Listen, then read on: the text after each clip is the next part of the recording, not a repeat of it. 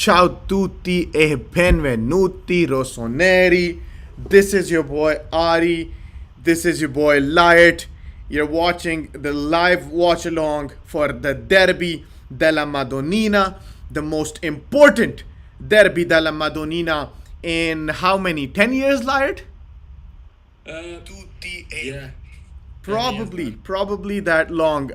We are so excited, and just as much as we are excited, we are also scared.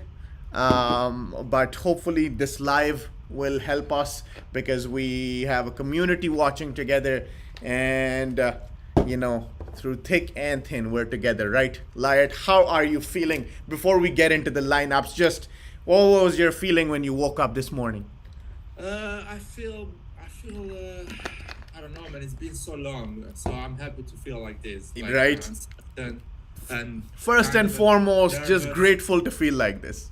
Yeah, nervous, and finally the derby means something because the previous year, yeah, it was just the rival with Inter, but now actually means Serie A, means first position, means a lot of things for us, like Champions League and other things like that. And we've Exactly. been like performing poorly, so we need to win this. Exactly.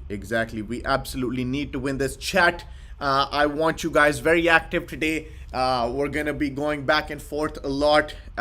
So keep chatting with us. We're gonna bring you guys on and chat with you, answer your questions a lot. And we are officially 10 minutes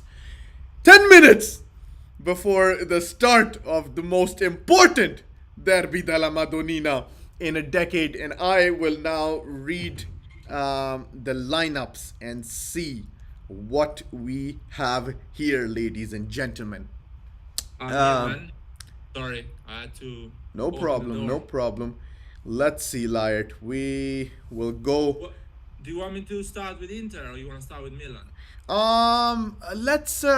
Let's start with Inter. We'll go with Inter real quick, and then we'll get on our beloved Milan. So basically, Inter is going with Andanovic, Bastoni, Skriniar, De Vrij, and Hakimi, Barella, Brozovic, Eriksen, Perisic, and Lautaro, Lukaku. The Eriksen choice and Perisic choice is kind of a. I feel like they want to keep the ball and Yep, they have the want that same midfield approach. to hold and really annoy us with possession, maybe. Exactly. I think it's one of those games they want to keep the possession, Uh huh. which uh, I'm a bit worried because we don't have Leao. So I'll go for the lineup of AC Milan. Or Okay. you go for that. You go for that. You go for that. Let's see. So, Milanisti formazione del Milan is Gigio Donnarumma in goal, as always, as expected. Davide Calabria on right back. He is our most strongest start on the right. Kalulu is starting to put him in competition, but Calabria still, I would say, is our strongest right back.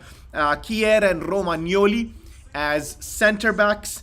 And of course, the best left back in Europe, Theo Hernandez, is guarding the right flank. Tonali, Kessie, and Salamakers will actually let me readjust this. Tonali and Kessie are gonna act as that double pivot. Tonali is absolutely the best that we have to fill in the boots of Ismail Benacer. I don't think we have a better option. With that, Dewey, Liot. The other option is, I think, Mete, and Tonali is way beyond him. Uh, well, I want to say that probably the other option is Krunic. I think Krunic, Krunic is yes, better and than still, Mate at the moment. Tonali is beyond those guys in terms of pretty much every aspect of the game. So that's the four, and the two with the double pivot. We move on to the three behind Zlatan Ibrahimovic, which is Ante Rebic. Stefano Pioli went for Ante Rebic as opposed to Rafael Leao, probably because he wants some defensive help on that left flank.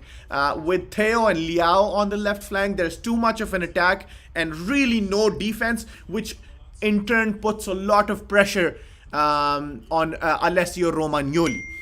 So I think the Rebic over Liao was a defensive decision.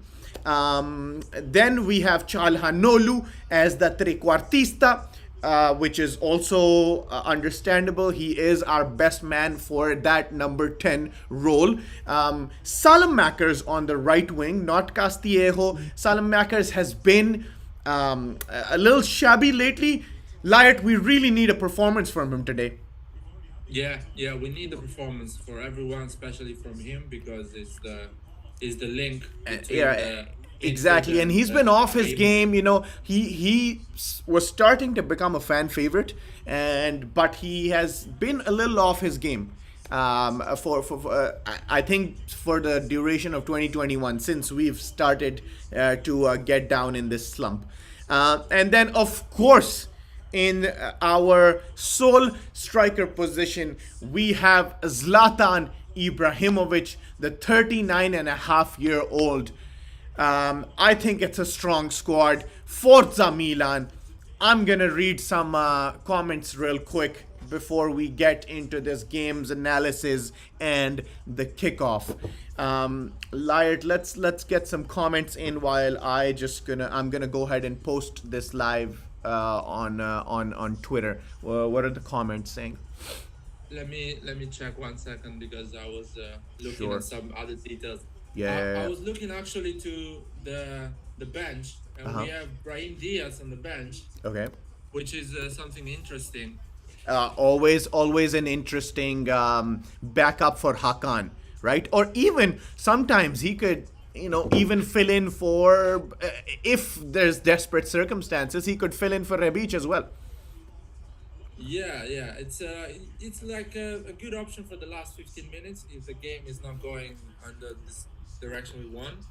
And it's a good thing even for the next game or the next month to have an option like Brahim Diaz, because it's quite technical and it brings that last pass during the game that not just Çalhanoğlu has in our team at the moment.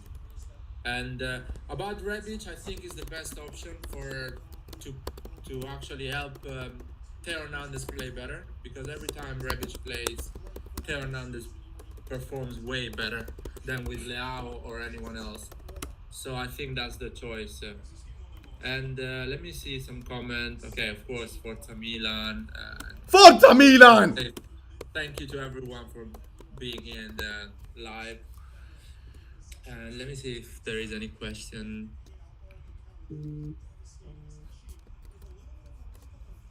Someone is asking, MV and 07 is asking who is the best at the moment on the right. Who's the Castillo, best of? Salemaker. Who's the best of what? On the right wing, Castillo, Salemaker. Good choice. Good question. What do you think, Ari? What do you think is the best? Give me just 1 second. I'm posting this on Twitter so people can join us. Oh yeah, sure. In my opinion, I think Castillo is in a better form at the moment, but Pioli can see every single training, can see how they're physically, and I think I trust him. I trust Pioli. I think he knows what's going on in Milanello, and if is choosing Salemaker, it means that's the right choice at the moment. But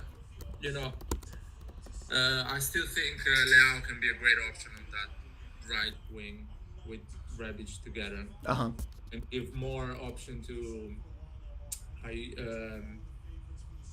Çalhanoğlu to get more dangerous. Okay. And that is the mentalist. Give me some questions. What are they saying? What are they asking? What's the sentiment in the chat? I am now almost done with posting these our live. People are quite positive, Okay. and overwhelmed by this. Well, that is Thank you great. guys for That being is here. great, right? Thank you guys. We really appreciate it. We appreciate you. Really appreciate this, and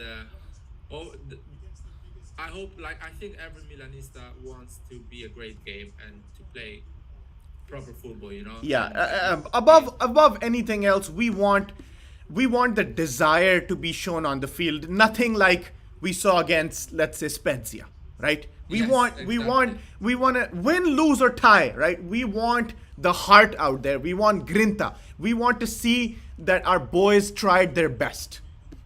Yeah, exactly. I want for Inter Milan to be a nightmare in this game. Like to feel like, oh man, I don't want to play a Yeah, derby because because they are they've too been good. very over the top in the past week with this 1 point lead. They're thinking they already have a lot of the fans, at least on Twitter. They're thinking they have the league already in their hands, and we just want to make a statement victory over here. Yeah, they feel like they deserve that first Yeah, position, and yeah. For some it's been reason, eight they good have a months. right over that trophy. But yeah, let's see. Let's see. Somebody's asking what's wrong with Leao and on the left and putting Rebic on the right. Well, I don't know. I mean, I Um, think so I my think Leao on the left is good, but he's e- not Uh, I think playing. who's asking this? Let me. Okay, I'm now I'm sorry. back. I have now posted this Neck everywhere. Lord 88. Who's asking it? Neck Lord Neck Lord. I 88. think the decision is based on the fact that Theo keeps gushing forward on the left. And with Liao also on the left, there's a lot of attacking prowess, there's a lot of dribbling prowess, but there's not enough defense. Neither Theo nor Liao are what you would call defensive. Well, Theo's a defender, but they don't add a strong defensive element to the team, while Rebic does. Rebic is a very Chalhanoglu-like player in terms of his tackles and in terms of the grinta he puts in defense. And so that's why I think the left flank choice to put Rebic instead of Liao was a more defensive approach, because let's not forget we have Hakimi on that flank, right? We need a lot of defense, a lot of running with their midfielders and Hakimi on that side. That's why Rebic over Liao. Now, And I go. want to add something. Yeah. I want to say that Rebic is more, his performance are more solid and more consistent. So you know what you get from Rebic. Leao sometimes and you and get and, a and lot.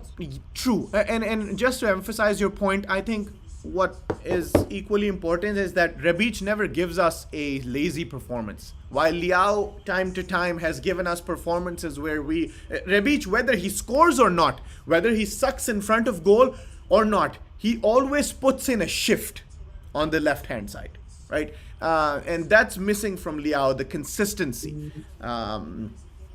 What else do we have?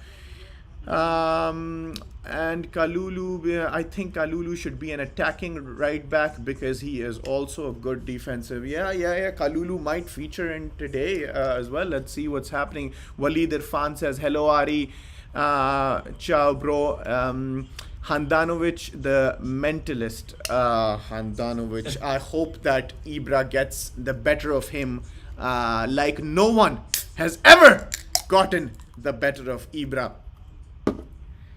And I want to ask the people who are Hello, following us, hello, what do you think? testing. Ciao ragazzi. Welcome to the Derby Della Madonnina. Forza Milan, Milan campione. Forza Milan, il Milan ole. Forza Milan, il Milan ole. Let's go! Andiamo ragazzi! Let's go! Sorry, Light, I cut you off. What were you saying? I forgot what I was saying. No, I'm kidding. What people think about the defense, Romagnoli, Kier, because I was hoping to see Tomori In in place center of who? back.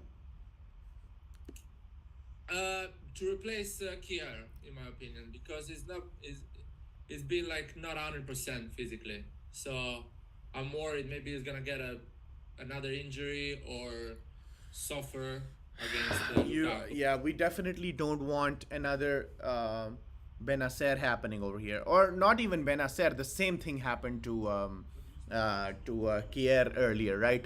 Where he was brought in when he wasn't entirely match fit, and we all know how that went.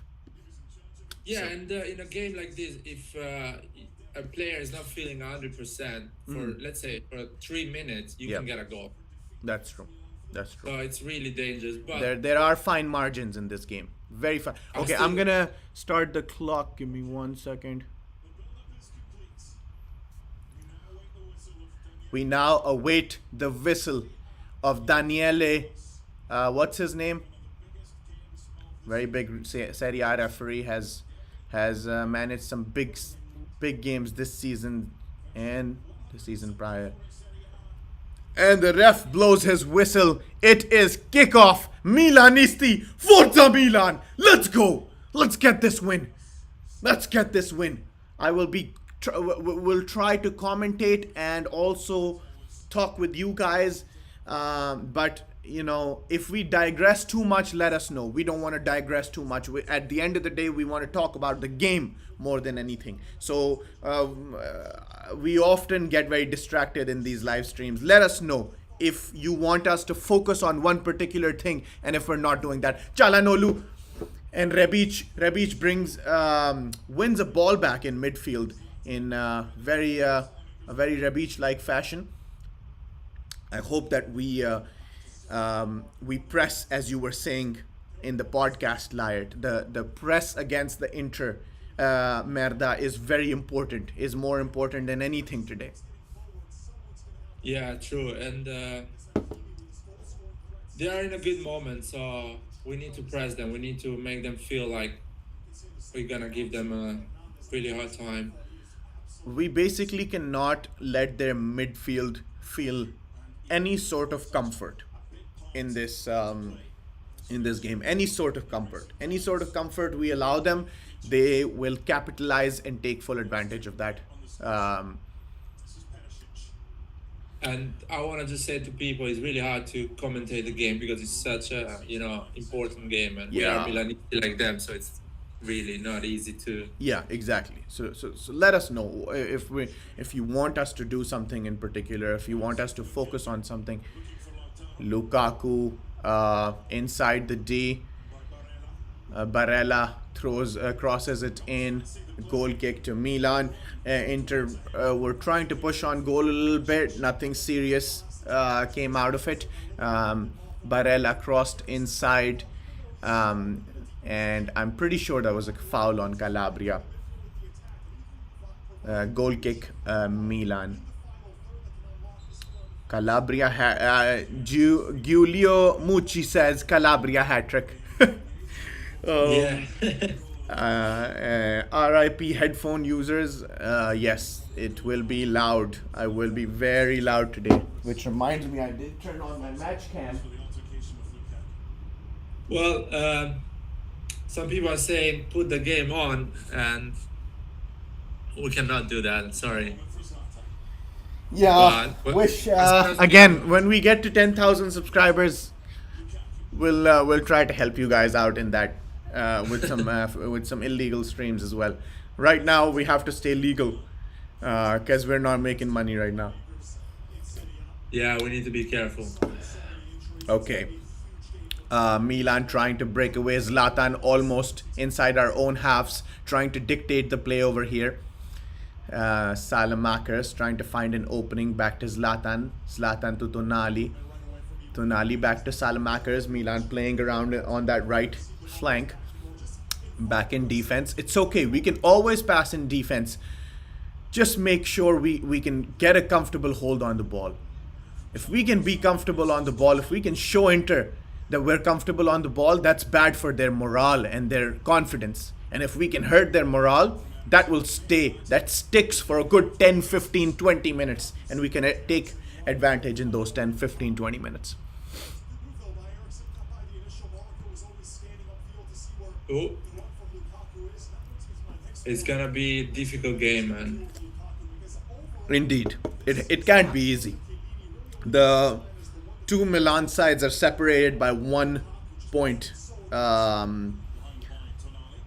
for the first time in 10 years. And also that 1 point is at the top of the table, not third or fourth or fifth. So it is going to be a tough game indeed, my friend. Just expressing an opinion. Who are you? Arrigo Sacchi. Yeah, Uh, there is a bit of oh my beat. god. Ooh. Kier! Grande Kier! What a tackle by Kier! Oh my.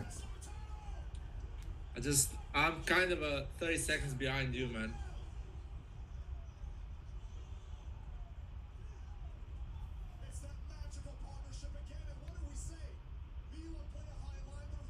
Yeah, great.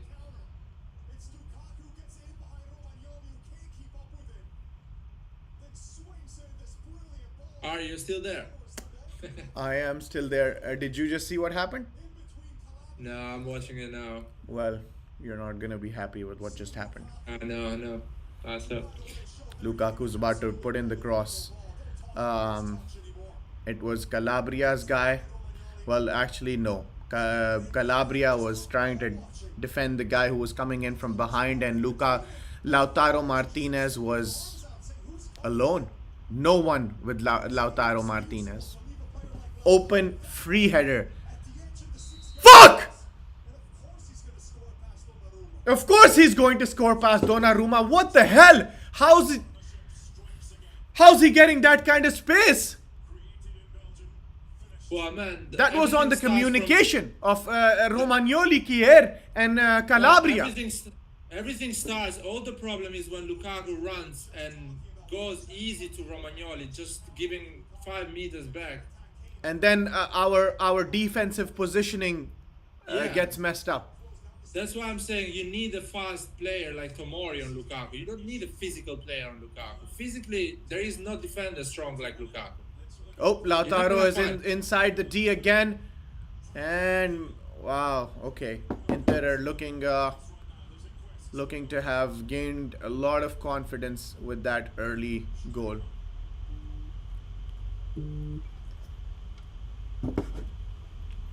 Just put the game on. Goal.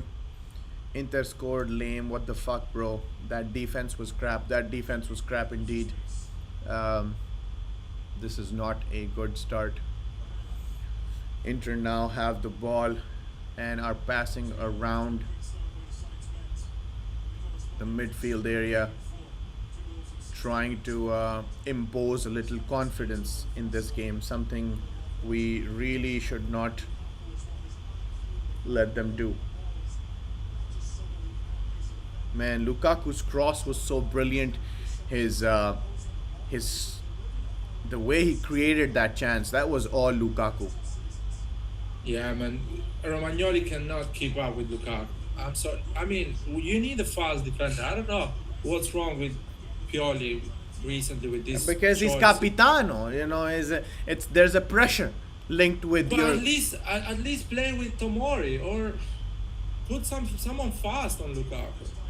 Because as we say, Lukaku goes wide, and uh, Hernandez cannot, attack because Lukaku's in that area, and Hernandez needs to defend because he's the fastest player we have in that area. Chibuzo It's just, also agrees with you. He says Romagnoli can't keep up with Lukaku. We just saw it there. it's like a chain. Oh my Whatever. God, Lautaro Martinez giving some trouble to Kier, and Milan concede their first corner of the game.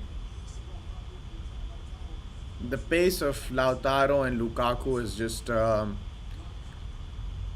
it's Lukaku.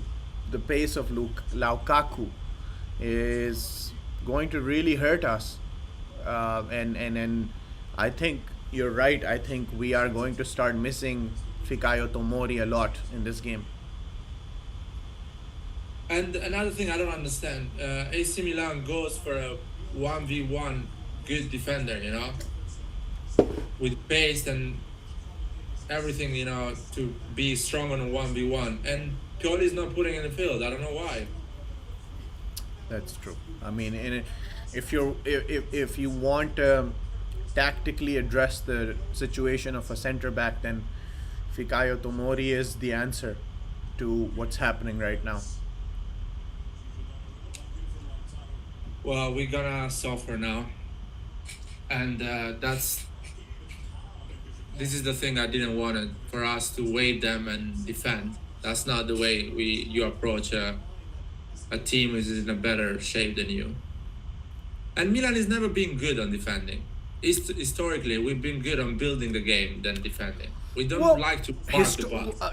historically, because I mean, in the 80s, I mean, with in 90s with Maldini and Baresi, our Yeah, defense but was.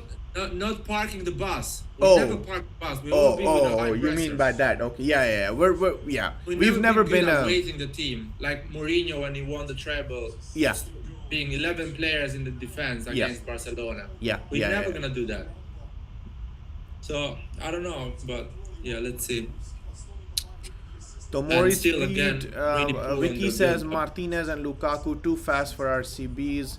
Tomori speed might be better, but our center backs are the most experienced right now for this match.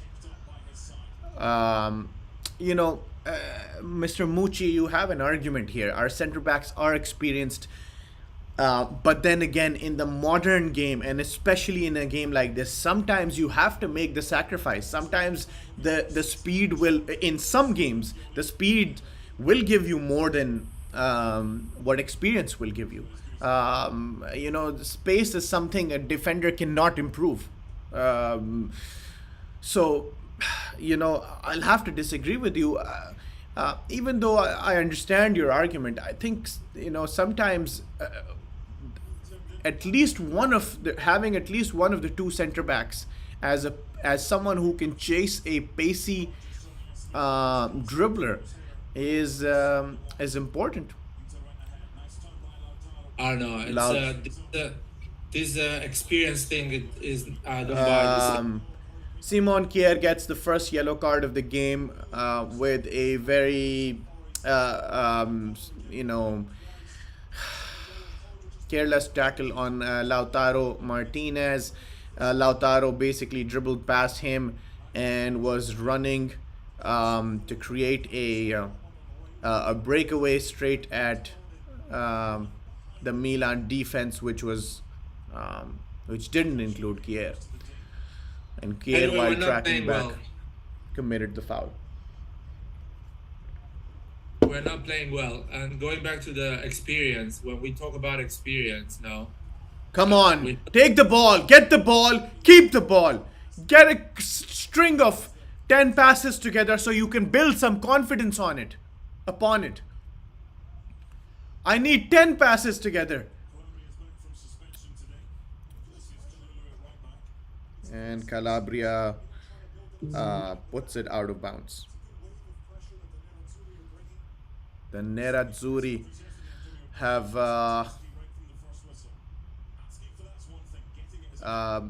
put on a lot of pressure here, Lyot, yeah. and they are not in any mood, any sort of mood to back off. Yeah. They are in a good shape, man, and let's be honest, their attacking players are better than our attacking players at the moment. They are more. They have more pace, more. I mean, we haven't seen one single chance created for Ibrahimovic by Rebic, or Salamakers or our trequartista. We've just been defending. Lautaro puts in another dangerous cross for Perisic. Very dangerous cross. Perisic was almost on it, and Davide Calabria gets to it first and puts the ball out for a corner. That could have easily been 2-0. So, grande David. Grande David. Lyot, we only need one goal. The whole mentality can change. It's only been 14 minutes. If we get a string of one or two attacks, that could make something happen. But we need at least one counter attack. Man, but I haven't seen the Andanovic face for the last Since 15 minutes since game. since they were listening to the anthems pre-game. Yeah, I haven't seen his face. So how are you gonna get the goal? Just please, somebody tells me, because it looks like it's gonna be a long game. Man, I don't care if it's a long game. I just care that they equalize. God damn, why is my camera not working? Okay. Now it's working. That's the celebration camera that I have on the side for the Rossoneri reviews. That was okay. Davide Calabria puts in a cross. Zlatan Ibrahimovic, Theo Hernandez puts in another cross to 3 Inter defenders. Çalhanoğlu! Zlatan! Zlatan with the back heel. And Handanovic with a diving save. Milan were scrambling to put a shot on goal. No serious effort, no skillful effort, but in the end, Zlatan tried a Zlatan moment. It did not work out, but we need more of this. We need more of this. This stuff will build confidence. And also, we need a couple corners in. We need a couple corners in. We have Zlatan Ibrahimovic in the defense. What the fuck is going on here? What's wrong, Ali? Man, my camera keeps. Just leave the camera, man. You're gonna use the camera to watch along. Yeah, I can always use this. But now it's all good. Finally, we saw the Andanovic face.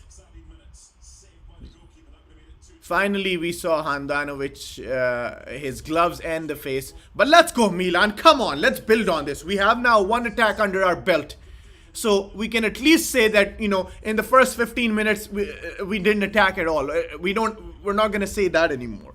So, it's when you're under so much pressure, it's the little victories that you have to take and build confidence upon. And that was a little victory over there that we were almost very dangerous. Inter were all over the place, and we could have gotten a ball if we had a guy in the right position at the right time. We just didn't have that. We need Zlatan to be more touches than Gigio. Okay. Tonali with a smart low-driven cross to Rebi. All right, Milan still at the attack. What's happening? Someone fouled someone? Man, these Inter guys, they dive so much. Yeah. Well, Ante Rebic did clip him, but... No one, just nothing, basically.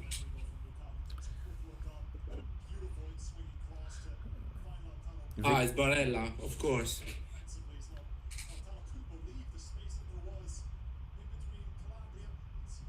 Of course.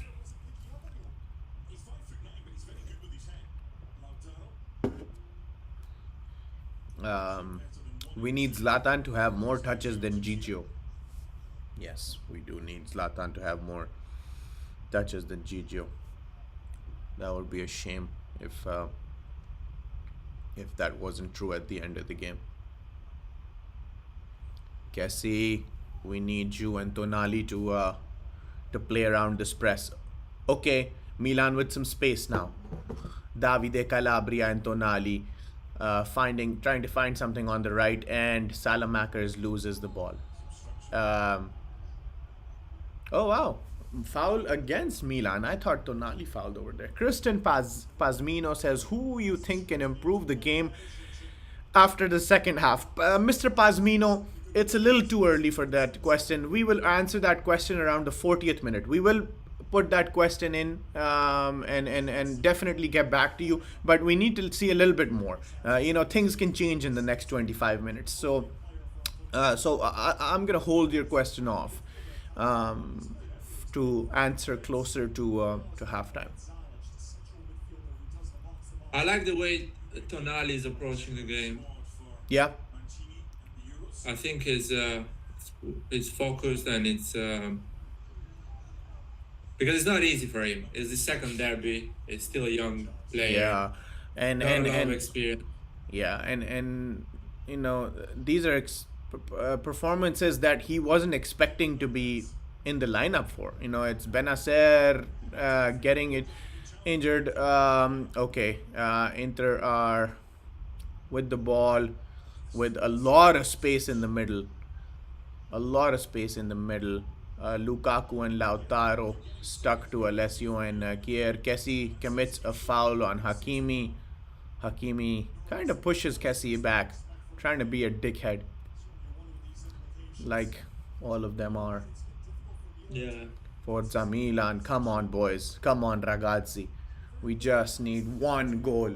We just need one counter-attacking play to turn this around. And see, that's what we are sacrificing by not having Liao in the field, the counter-attack. Liao can add to a very decent counter-attack.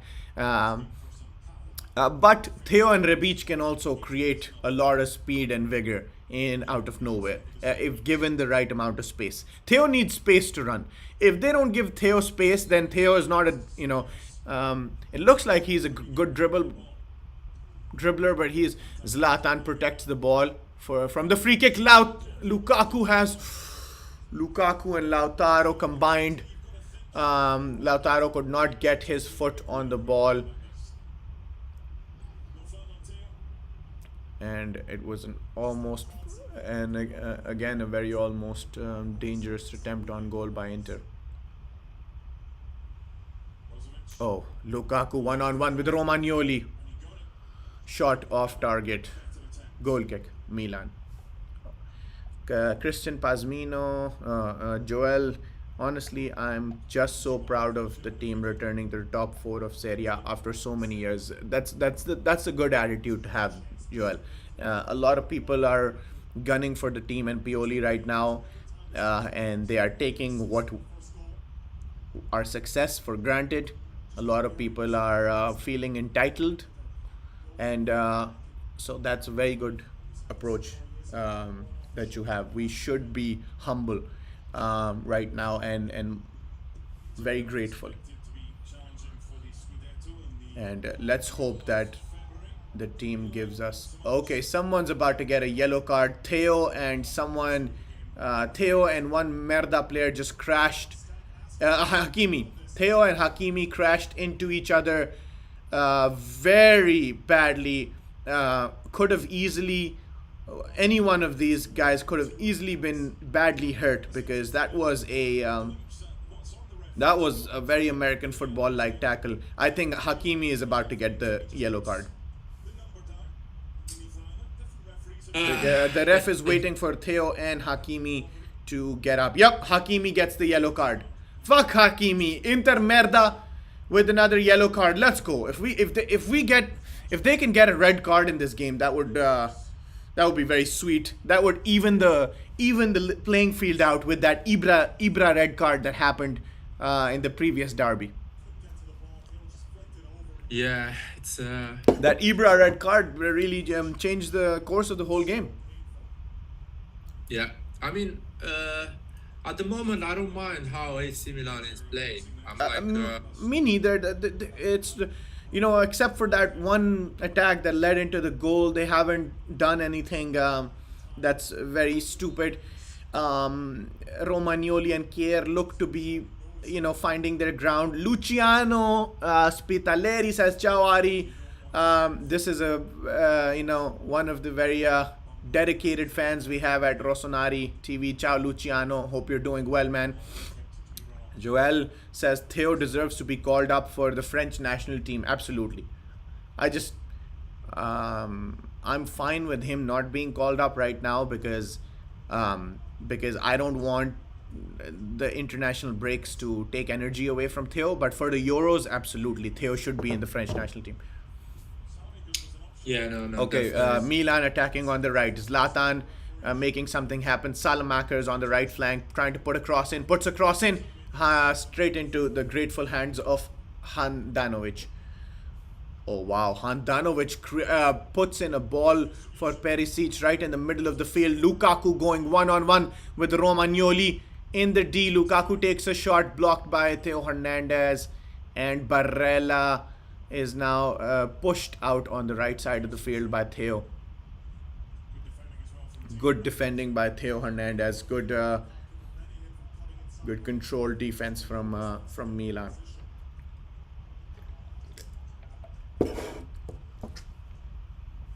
Okay, let's see what Liar, do you think Theo Hernandez dives a lot and he needs to stop? because we always, when Barella dives or when Lautaro Martinez will dive, we call them names, we say bad things about them. But if we are to be honest, our boy dives quite a bit, doesn't he? Yeah, sometimes I don't know if it's the fact that he's running so fast and That's just very a true. small tackle can just put you down. That's a And good. That's a good. Okay, Lukaku with the ball right outside the D. Kier defense. Wow, great defending by Kier.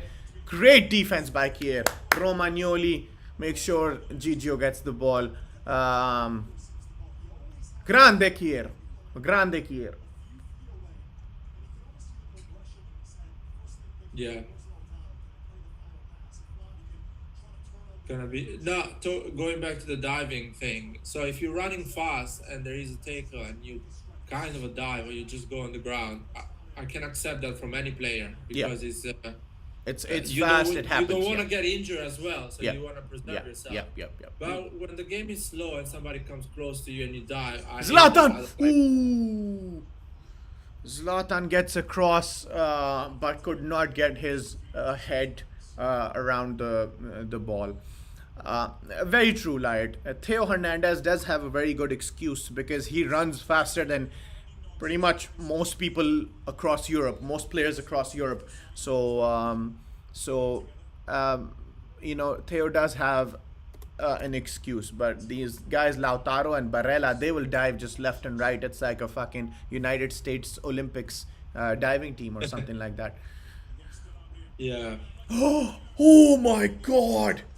What a dangerous ball, dead ball played in by Inter from the left flank, from Perisic, missed Lukaku, missed Lautaro, missed Kier, missed Romagnoli, and goes right across the 6 yard box for a goal kick. Very, very dangerous attack and crossing by Perisic. Calabria is suffering over there. I think Selemaker is still not being. He's not doing an important performance, and Calabria is suffering defensively because it Yeah, feels kind of alone. honestly, I wouldn't. If things stay like this, I wouldn't be surprised if Pioli decides to try Castillejo later on in this game, because Salamakers has so far given us nothing in terms of defense or attack.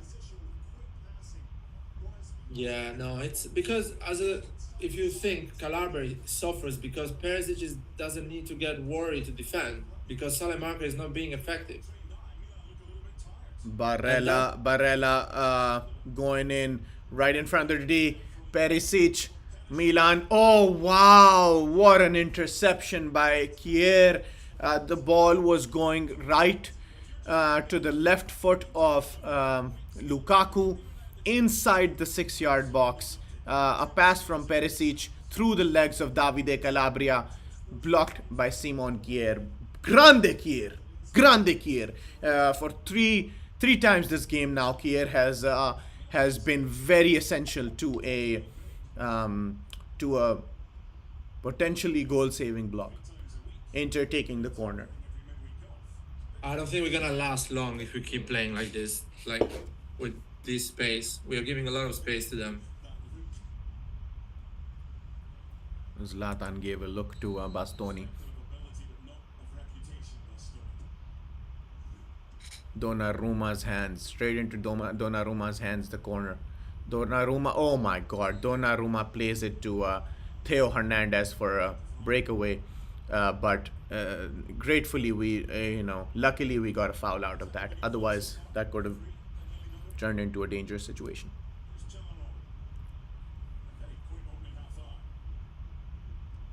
Milan need to create openings. I have yet to see Calhanoglu play a pass that, into space.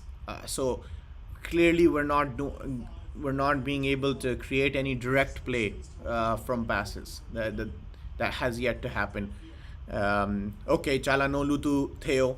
Theo Theo back to Romagnoli. Milan have the ball, trying to create an opening here. Tonali to Davide. They've switched flanks a couple times now.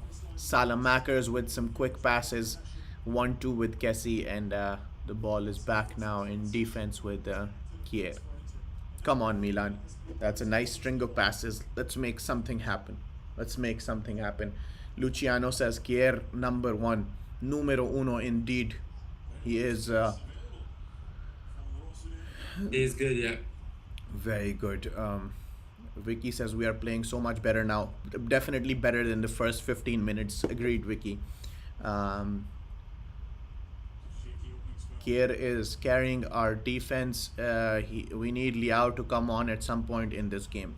True, Joel. I think we are absolutely, inevitably going to see Liao in this game. There's no way that Liao stays on the bench tonight. Mandzukic is injured again, further fortifying my opinion earlier this week of the fact that Mandzukic might be Maldini and Massara's first bad decision. But we still have time. That can change. But this is just the opinion based off of I don't know, the 5-6 games that have happened since Mandzukic has come to Milan. Yeah, I mean, probably was the only option for them to get someone to. True. But still, I would keep Colombo. Yeah, Probably. definitely.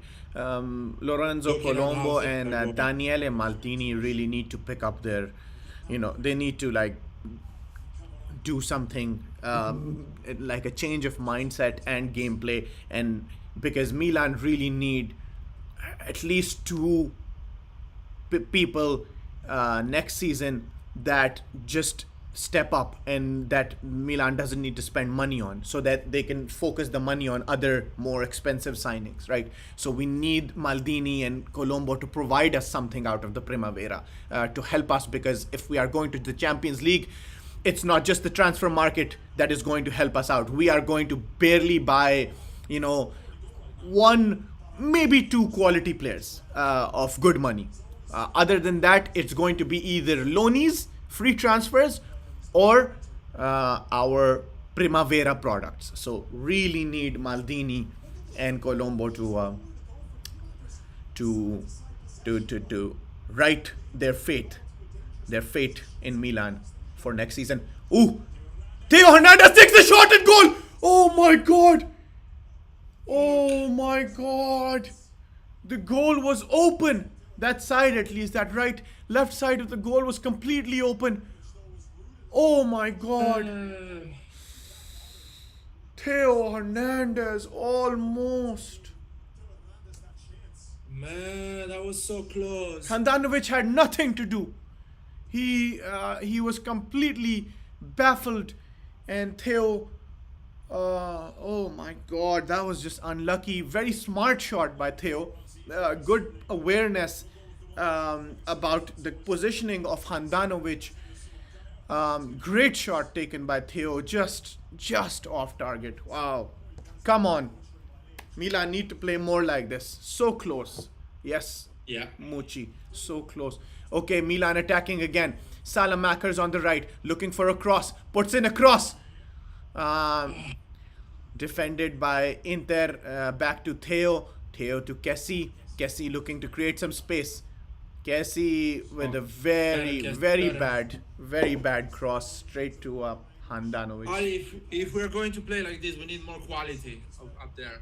We need Oleao or Casti or Diaz, someone who knows to move a bit with ball. To move a little bit, because Calhanoglu is right now, he's guarded too heavily by the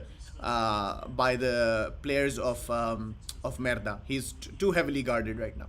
Yeah, there is, and he's alone in a midfield with. Yeah, he has quality, but not when you have four great midfielders around you. Calhanoglu is not Luka Modric, right? But It's not if De we Bruyne. exactly, but if we have two, if we have the outlet of Chalanolu and Brahim Diaz or one more guy, maybe Liao, then things could change. I agree with you there, Laird. If we could put one more option on the field, maybe it does Yeah. something for us. We need a bit more quality in the field, so it can help Charanoglu to be more dangerous. Because Kessie and Tonali cannot help too much because they're focused more on defense, which they need to, right? Inter can break away any second now. So Kessie and Tonali cannot go too high up because that would be a big risk. Yeah. And the game is gonna be like this: the Inter defending and counter-attacking, and us trying to build the game and get a draw.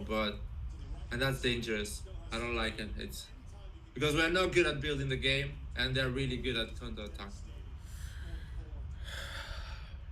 It is a mismatch, indeed. But as Joel and a lot of people, Lucas has joined us too, are saying we have been playing good. Okay. Oh my God, Lautaro inside the D, great defense, great follow up stride for stride by Kier, and then cleared by Kessie and Calabria.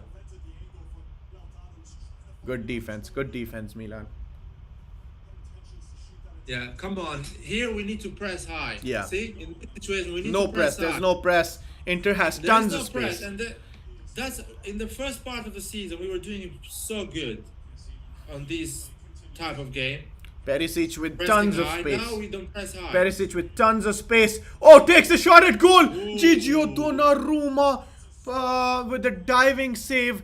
The rebound taken by Lautaro, and Milan very lucky to stay 1-0 because Gigio was on the ground. If Lautaro could have gotten his feet right, that would have been 2-0, no problem. We are very lucky. The Angels just blessed us, Milanisti, and we are still at 1-0. ESPN commentators are Inter fan, I think. So the He's saying Giulio Mucci is saying Mucci, if you're watching ESPN Plus, I actually like one of them. Matteo Bonetti is one of them. I like that guy, but the rest of the ESPN commentators are pretty shit. I agree with you, but Matteo Bonetti is a good guy. He is actually a very fair guy, a good journalist. yeah, true.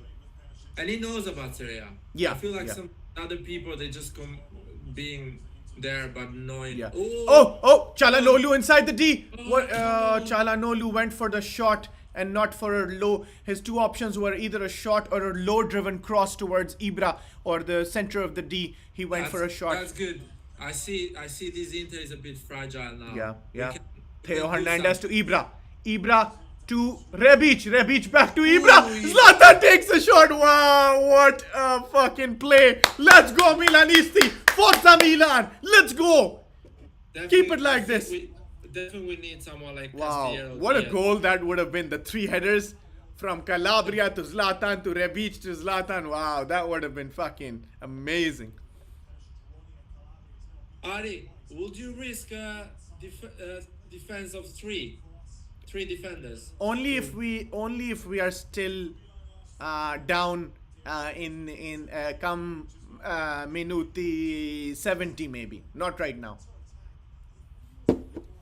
If we are still 1-0 down, minute 70, 75, there's an argument to go for it, right? Because we have nothing to lose. Not right now. Or just defend, or just have one holding midfielder, which is Kessie. Yeah, and then push one Tonali more for a in, creative player. bring Liao in or something, right? Yeah, or Brahim.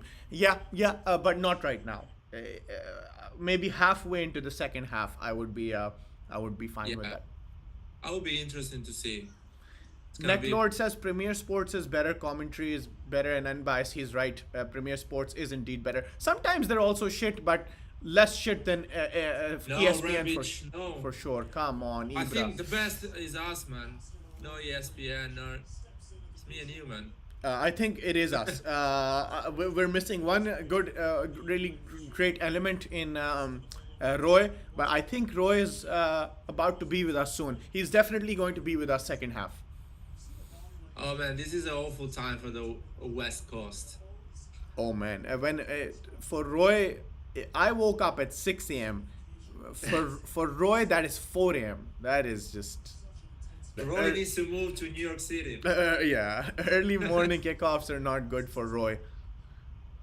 Well, if the channel grows, and Okay, Theo to Zlatan. Zlatan to Theo. Theo trying to create some space. Rebic on the right Nice. flank puts in a very bad cross. Zlatan could not do anything with it. That's a good option. Well, Just but really let me better. just say the crosses have so far been very bad, very subpar. The movements have been good. I like the fact that they're finally creating chances and really pushing for this equalizer. But the crosses in particular, Look, pretty look shit. at this pressing, man. Look at Yeah, this press. yeah, That's yeah. the way we need to play. That This is the way. They're That not definitely- good if we press them. yep. See, that's the key. We have to win it in this way. I I don't agree. understand why you gave up this type of football. Yeah, right. If they're playing from the back and now they've been doing that for a while, gotta press They're them. always gonna play from the back, and Ooh. they're not good at that. Lukaku versus Romagnoli again. See, Ball even out of play. Even Lukaku lose the ball. when we press them. Yep. Very right. And rarely do you see Lukaku lose the ball like that stupidly, right? Lukaku's a very smart player. We're I edging think this closer, type of Milanisti. We are edging closer. The defense just needs to hold on. We can get a goal. The defense just needs to hold on and make sure there are no counterattacks that can hurt us.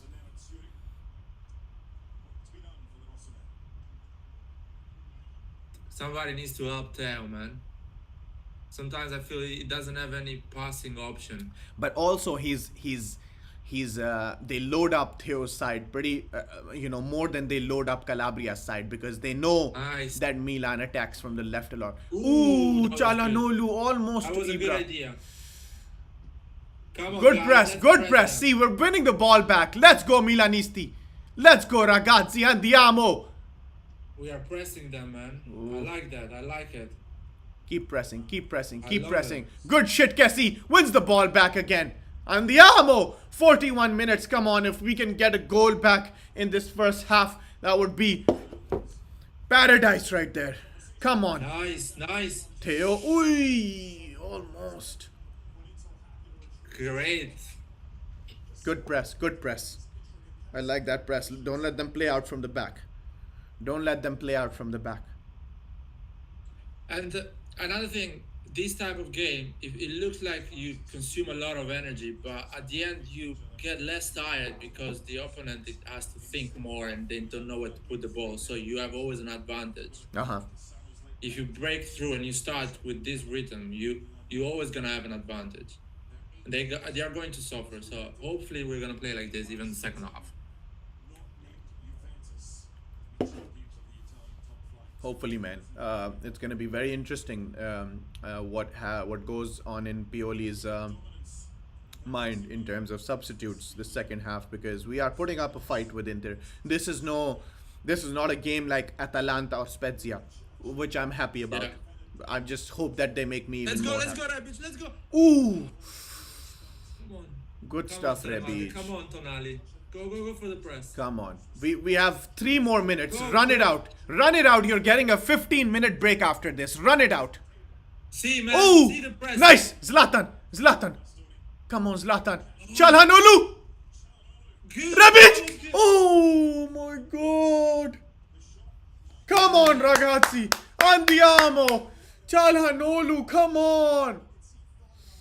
Oh, Çalhanoğlu tried to play the ball for Rebic, just put a little too much on it. Or maybe Rebic didn't make the run because Çalhanoğlu's idea wasn't bad. Right? Someone is saying, Julio is saying, we need 1 goal before the first half. Yeah, that this is the worst time to score for a team. So if we score right now, that would really put a bump on Inter's confidence. So if we could, oh my God, dude, that was so close. I will say Good stuff, something. Calabria. We need to play like this for the rest of the season. If we play like this, we can even lose this game. If we play like this for the rest of the season, it's gonna be completely fine. Good opinion. Good opinion. Good opinion. Come on. 1 minute left. Andiamo, ragazzi. Come on. Die, die, die.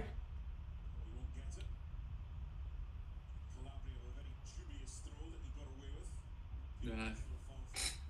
Let's go. Let's go. Ah, no. Oh, Calabria. Come That on. was forced. Yeah, it was forced. True. He had more options. He could have switched the flank. How many? I don't think there's gonna be any added time, right? Probably At the. least, I would think at least 1 or 2 minutes because I'm thinking one, man. There's nothing that's happened that stopped the time this game. Besides that goal, there has been nothing. come on, Calabria. Calabria put in the cross. Kessie, Kessie. Good. Come on, Good, Romagnoli. Oh no. Oh no. Good, Theo. Theo Good. Hernandez. Nice, nice. Good stuff, Theo. Great track back, ragazzi. Good track back. That was a foul. Rebic fouls Hakimi, and Inter are going to end this half with a free kick into the box. Milanisti, please put your comments, your thoughts, your opinions, your questions in the chat, and we will answer that. And also, even though we're losing, press that like button. Show some support. Let's get together. Our team is definitely showing signs of coming back into this game. So put all your thoughts down there, and hopefully this free kick from fucking Christian Eriksen doesn't. Zlatan on Lukaku. Zlatan defending Lukaku.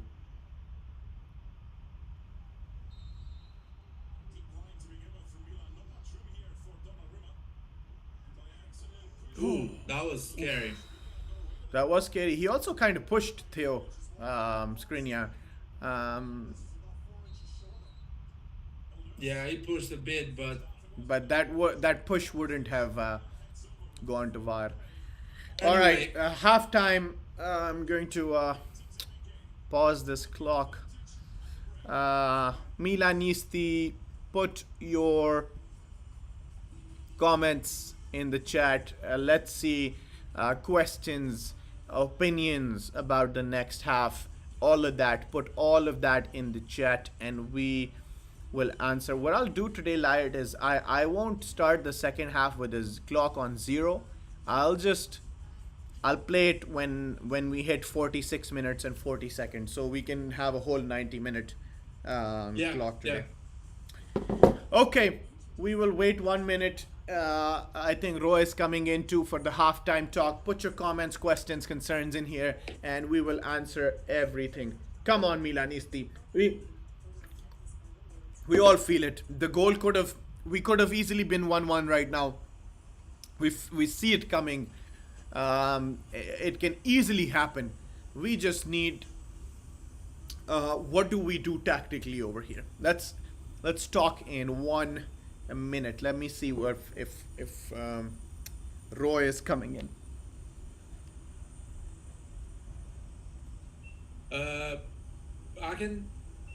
I can tell you that we need to keep playing like this. That's the key. And some people are asking if Diaz is injured, but I'll see on the lineup that he's in the bench, so he's available. Nope, Diaz is not injured. Only Mandzukic and Benacer are injured. Besides Mandzukic and Benacer, we have a full lineup. Let's see. We just need one goal. That was almost a golden touch by Hakan, but we can appreciate the creativity. Very true, Vicky. That could have easily been a goal if Rebic had read what was on Hakan's mind. Lucas is saying Lautaro Martinez separates us with his goal in the 5th minute. So let's see that goal. I'm looking at that goal right now. Lukaku beat Romagnoli with pace. Kier had a great diving tackle. Then Lukaku put in a cross. a curved, beautiful cross for Lautaro, who was for some reason alone between Calabria and Kier, and headed the ball into the goal. The fault in the goal, I would say, I really don't want to say it's Kier's fault because he just made the tackle. He was just repositioning himself, but Romagnoli was too far from it. Lautaro just was in too much space that he should not have been in. Then Zlatan had that back flick attempt, which could have been a goal. After that, Perisic played a low-driven ball into the D, which missed everyone and went across the 6-yard box. And after that, there was that one rebound shot by Lautaro that could have gone in. Milan were counting their blessings over there not to have conceded. And the last chance of the game, the first half, lied with Milan, where Calhanoglu played that exquisite little ball for Rebic that Rebic just did not read, and we could not make anything out of it. And also, Theo's shot, that was probably the closest we came to goal. Theo's shot, very good awareness, very good technique on putting it on the far post. Handanovic had absolutely no clue what to do with that ball. It was just unlucky that Theo could not get that ball on target. Lyot, thoughts on first half, general thoughts, and then we'll get into the questions from the chat. So I would say the goal we concede is a problem of approach of the game. Like, of course, Kier forgot Lautaro, and Romagnoli is too slow on Lukaku, but that's because the team is not close with each other, so to cover each mistakes. So that's the problem. But now we're playing pretty well. I like the approach, the high press. I love the high press, and I think this type of team, the player we have, we are good. We perform just with the high press and with the intensity, not keeping the ball too much and just being dangerous. I would say Inter is gonna be dangerous until the last minute, and probably if we don't score, the game can end up 2-0 as well. It's not a surprise, but if we score, it's gonna be interesting. And to keep up like this, we need a fast defender in the second half to cover those counter-attacks and be a bit more effective defensively in the Inter counter-attacks. I agree. 31 people watching right now. Before I get into your questions, I just want to induce a little bit of grinta over here, a little bit of passion, a little bit of heat, a little bit of emotion, and just tell you all that we love Milan and we are looking like we can come back. We are absolutely in the right state of mind, going with one goal down. We're looking like we're going to score, and I would like to tell you all one thing and one thing only. Forza Milan! Forza lotta! Forza lotta! Vincerai! Non ti lasceremo mai! Ale! Ale! Ale Milan! Ale! Forza lotta! Vincerai! Non ti lasceremo mai! Forza Milan! Let's go, ragazzi. We can do this. You know we can do this. Lyot knows we can do this. I know we can do this. And let's take these questions. What are people saying? Where do we start from? Let me see. Where did Ari, we? I'll be back in a second. Okay. I'll take these questions. You go for the questions. Yeah, Okay. don't worry. Inter are starting to get scared. Joel, absolutely right. Lucas on mobile. Why do I say on mobile? Lucas, my boy, Liao needs to come in. Lucas, when do you think Liao needs to come in? Right now or a little later? Zlatan making voodoo defending on Lukaku. Hopefully Zlatan and Lukaku. My perfect scenario, Andrea Timothy, is that Zlatan scores in this game. we either draw or win, and Zlatan and Lukaku have a little moment where Zlatan wins, where let's say he breaks his legs, not actually literally, but with a dribble, or with a moment in defense where Zlatan takes over Lukaku, or even kind of elbows him in the mouth, and a little blood oozes out of Lukaku's mouth. I'm sure he won't be. He's a big guy. He's a beast. He'll be able to handle it. Rebic creating nothing. Lucas, again, when do you think Leao and Rebic should switch, or do you think maybe Rebic should stay and Leao should come in for someone else, like maybe Salamakers, and be tried on that right wing? Welcome back, Laird. Let's address Rebic and Leao in a bit, because I feel like a lot of questions are dedicated to that. Joel says, is Diaz still injured? No, sir. He is on the bench. Only Benacer and Mandzukic are. Ayan says, we had many chances indeed, which is why we're positive. This is not an Atalanta or a Spezia game. We are looking like we are dangerous, and we can create something out of nothing, and definitely score that, definitely are capable of scoring that equalizer. Tonali has been very good, absolutely. Tonali, and also what's his name? Kier. I think Tonali, Kier so far have been. Maybe I'm missing one, but Tonali and Kier have so far been outstanding performances tonight. Would you agree, Lyot? Is there anyone else on that list? Yeah, Tonali is playing really well. I really like his game, and he's improving week by week. And I think he's gonna have a great season next season for sure. He's gonna feel way better. And Kier is solid. I like him. Kier is solid, very solid. I mean, he's made multiple tackles that can potentially be called, arguably be called goal-saving tackles. Vicky says Tonali. Oh yeah. Gucci says. Mucci says.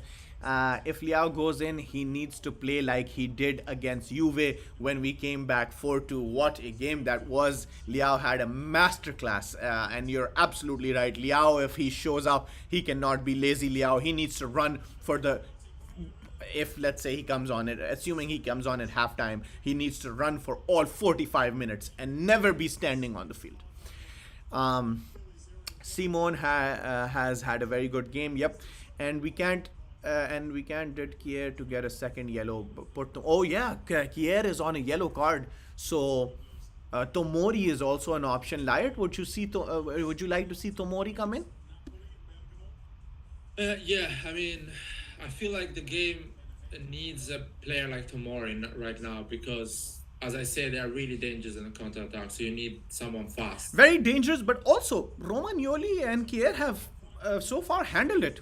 Right? There hasn't been any blunder in defense. That goal, Lautaro was completely open. An open header shouldn't have been granted to Lautaro Martinez, but they've performed well. But I agree. We at some point we need that injection of pace. What else? Amir, the best real estate agent in the state of New York, possibly in the United States, says we just need one magic moment from Hakan or Zlatan. Inter is very dangerous where they're like, absolutely, man. Hakan, Zlatan, even Theo. Let's not forget, Theo can produce magic moments. Tonali is yet to produce a magic moment. I am waiting for that day. I know it's a question of if and not a question of... it's a question of when and not a question of if. The day Tonali brings us a magic moment and scores a Pirlo-like goal. What do you think, Lyot? It's coming soon, right? Yeah, definitely it's gonna come soon. And I don't know. It's from Tonali. I would love to have like a great cross or a great last pass, to unlock another goal. Absolutely. But somebody's saying, let's be logical, guys. We're not going to win this match. Oh, come on. You cannot have that attitude. There is nothing less logical than football. Anything can happen. Absolutely. And there is nothing less logical than your comment, my boy. Come on. 1-0 down at halftime, where we've had two clear goal scoring chances. You cannot tell me that we are out of this game. Absolutely not. I'm sorry. And Um, you remember we were losing 2-0 against Juventus last year. yeah, Like exactly. Well, 4-2. were you gonna say that we had, the whole, almost a majority of the fan base were ready to switch off the TV, and then what happened in that game? You can definitely, there's absolutely, it's very illogical to say that we are out of this game. All right, back to the questions. Where was I? After Amir, Joel says Lautaro almost never scores in big games, but had score against us, of course. Yeah, man, he was just too open. That was not good to give him the open header like that. Rio Goat, Alessio let Lukaku get the cross off. Yeah, yeah, but Alessio's still doing a decent job considering how much of a mismatch he is versus Lukaku. Lukaku, in a lot of aspects of the game, is better than Alessio Romagnoli. So considering that, I still will not blame him too much, because Kier still saved that shot. It was just, he was repositioning himself, and but I do agree that Alessio and Lukaku are a mismatch. Lukaku is much stronger. Omari says Kier is on a yellow, so we need, yep, Tomori needs to come in at some point. First goal was bad. Lautaro had so much space, he could be social distancing. um, Tata Gata says Zlatan volley was also good, and Zlatan's back heel was really good. That was almost another Zlatan moment of his career. Um, Lucas, the game isn't decisive. If Inter win this match 1-0 and we tie at the end of the season, we win. Joel, Liao is needed in this match. We need his creativity. When is Liao needed? I guess I'm going down on the Necklord. We got caught cold right at the start, but came back strongly at the game. Went on, just need the first goal. Absolutely, Necklord. That's the mentality I like. We have shown more than enough that we are capable of grabbing this game back in our hands, and that's the mentality I like. Ricky says our off the ball movements are bad. Rebic and Alexis need to run more, looking for space instead of standing still back to the goal, waiting for the ball to arrive. That is, I think, one of the most logical comments we've read in terms of the analysis of the first half. Wouldn't you say, Lyot? He says the off the ball movement of Rebic and Alexis particularly needs to improve. Yeah, definitely. We need to improve. All the teams needs to improve on movement of the ball. But I have another question. I have because people are saying Leao should get in, but who is the change? Salemaker, Rebic. Yeah, that is an That's the interesting question. question. Let Yes, us who know, knows? guys. What do you think? Because there's an argument for both sides. We know Liao can perform both sides. There's an argument to take Liao out for Rebic, which also has its associated risk. And there's also an argument to take Liao out for Alexis Salad Maker, which also has its associated risk. Alexa, I'm not talking to you. Um, Alexa, shut up. Liao needs to come in at 46. You'll remind me as soon as the game starts that I need to start the watch at 46 minutes 40 seconds. Quickly going through the questions. AC Milan are down, out of here. Shut up. Yeah, shut the fuck up, Nirman. Get the hell out of this live stream if you're a Merda fan, and also click that dislike button. I'm going to report your account for disrespect. Ismail says I came late, but the way I see my mighty Milan playing, we will win this game. Yes, sir. Let's go. The second half has started. We will take more of these questions later. And now we're gonna go back to. I'd say Rafa should come in for Alexis. He hasn't done anything. Joel, I like your opinion. Again, there's arguments on both sides of the plate. Rafa can come in for Alexis and Rebic, but right now I'm leaning more towards your opinion, Joel. Rafa can come in for Alexis. And Milan have started off on an attacking front, ladies and gentlemen. Let's go.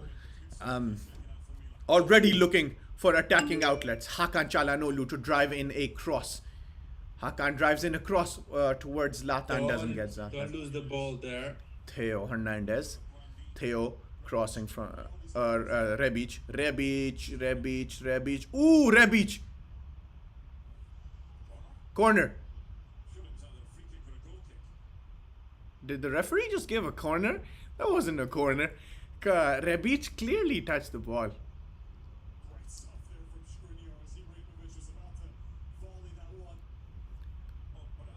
58 viewers, my goodness, ragazzi.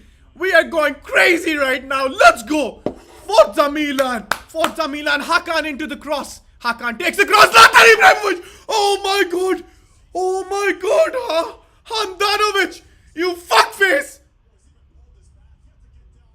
Fuck Handanovic. What the hell, man? Zlatan Ibrahimovic again. And Handanovic. Oh my god. Rescued twice in the space of 1 minute. Holy shit. Oh my god. Double save by Handanovic. Zlatan Ibrahimovic is crying. He's asking the God. He's asking the angels, what did I do wrong? They say my prayers wrong this morning. Come on, Milan. Milan knocking on the door. Rebic to Zlatan. Zlatan to Hakan. Hakan takes the shot. Tonali. Sandro Tonali. Oh my god. Handanovic.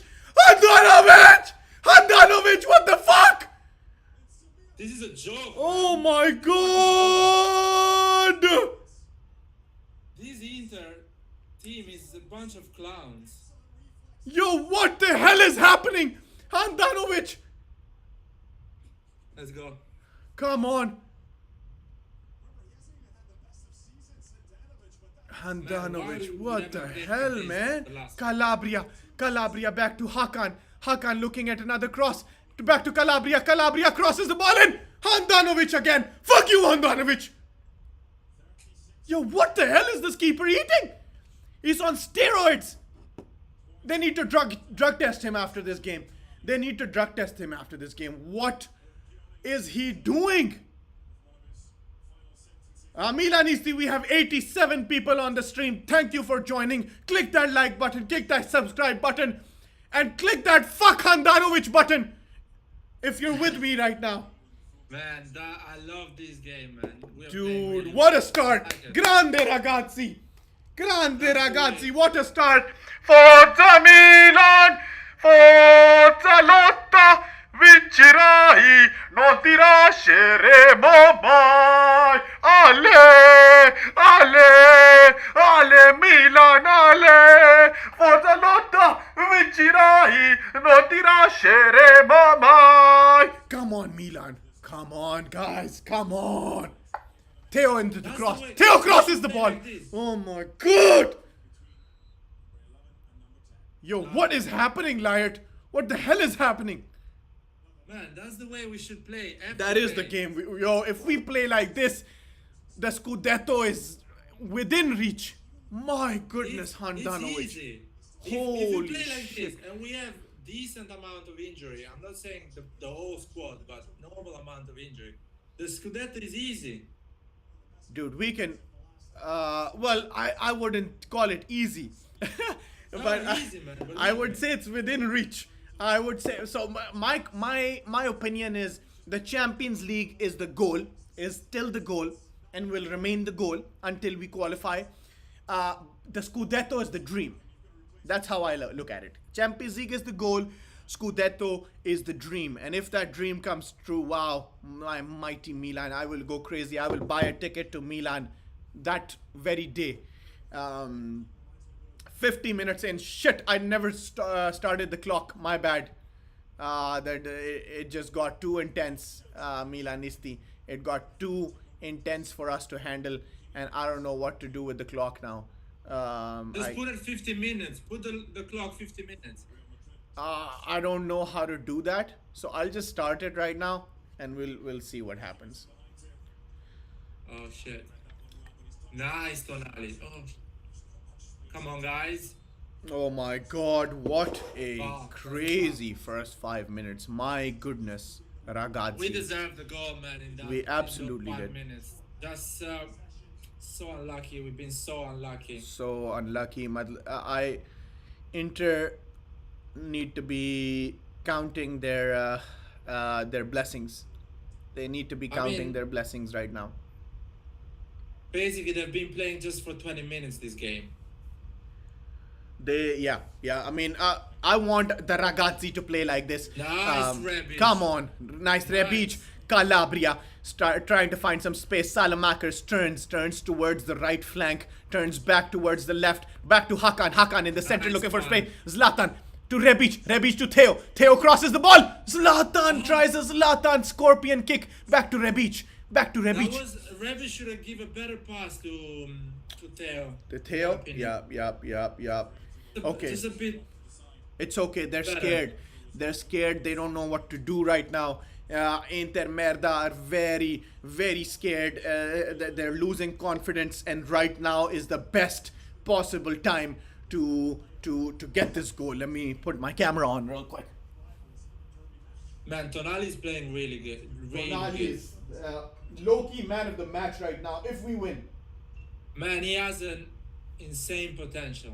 He has an insane potential. the ceiling he has is very high, very It's high. really high.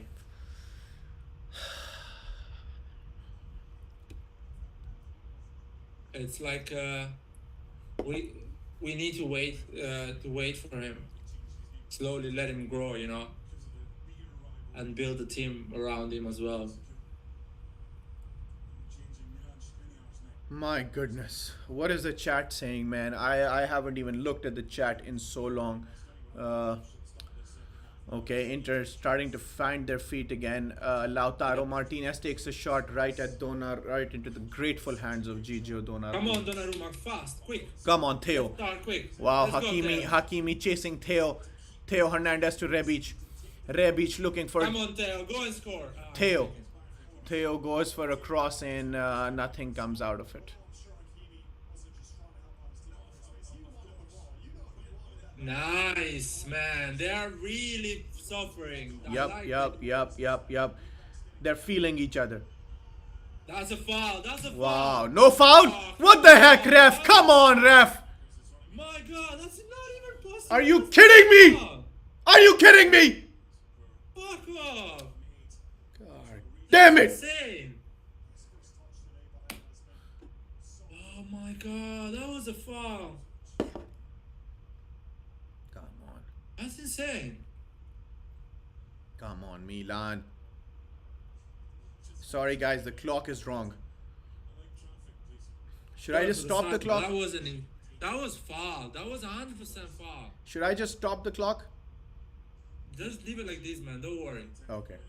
It's like 3 minutes behind. That's fine.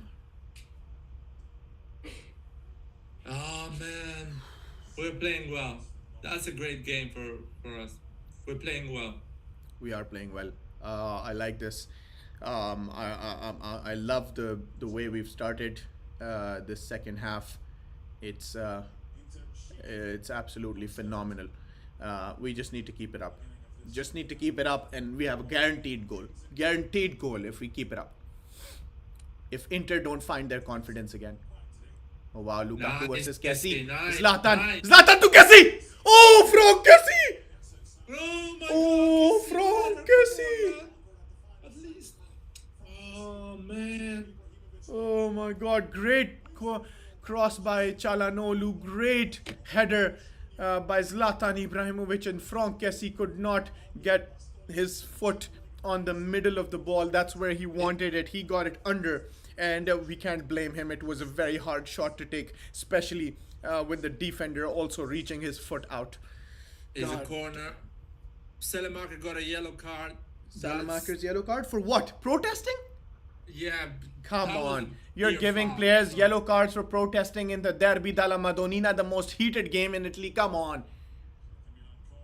Çalhanoğlu with That's Kier, go down, Kier. That was a penalty, man. a wasteful corner by Çalhanoğlu. Ryan Eriksson was in here. Milan is red, so is London. Let's go, boys. I think Ryan Eriksson is an Arsenal fan, so he says Milan and London are red. Sure, my man. If you support Milan, we are right behind Arsenal as well. Um, We feel you, Amir man. says, to be brutally honest, good press, Milan. Good press, Milan. Come on. Nice. That's Dai, ragazzi. Dai, dai, dai. Amir says, to be brutally honest, my friends, I don't think Salamakers should be playing at this level, not yet in his career. I would rather Casti, but he is not a long-term solution. Hope we get Thawin. Yeah, man, Thawin would be a very quality addition to the squad at a position we really need. Oh, wow. Okay. Oh, my God. Inter have tons of space and tons of men. Eriksson. Oh, my God. fuck. I told you when Fuck, man. Anyway, the way they play, they're not going far away. That's a coward way to play football. So I really don't care. If they want to play like this, they can win it. It's just counter attack like a small team.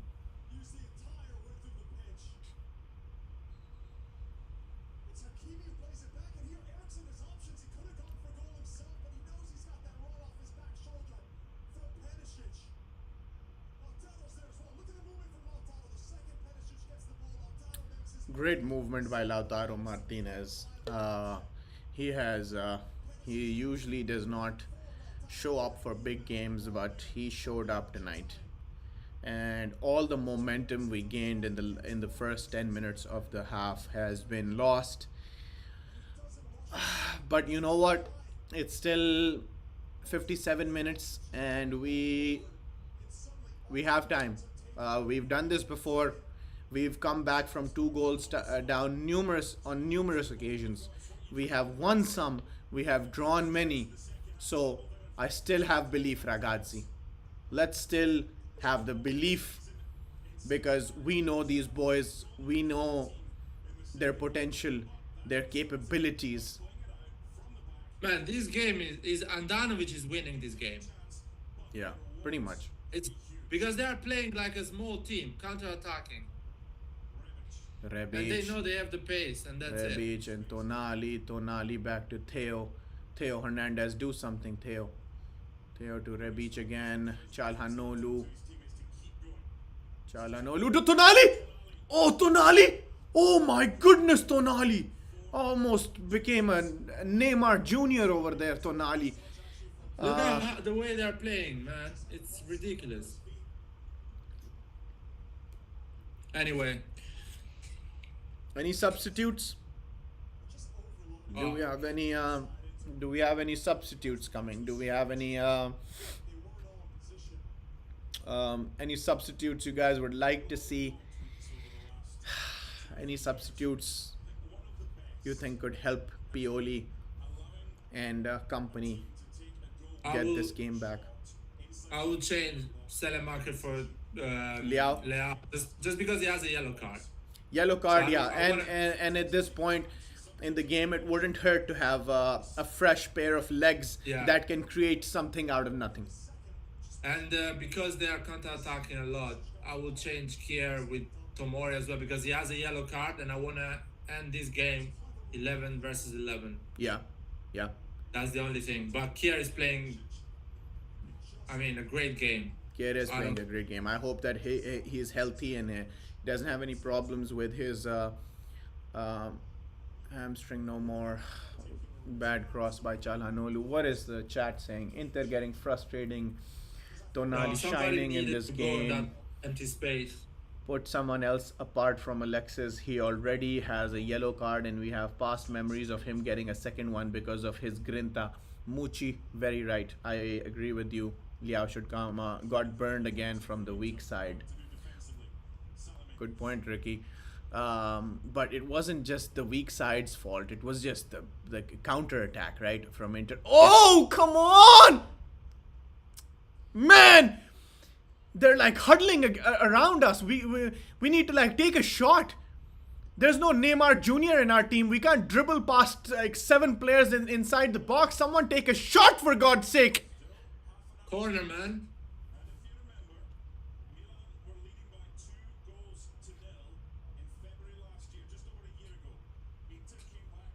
That is true. That is true. 1 year ago, ragazzi. Oh. Okay. Corner still saved by Rebic. Rebic puts in a cross. Awaited by Skriniar.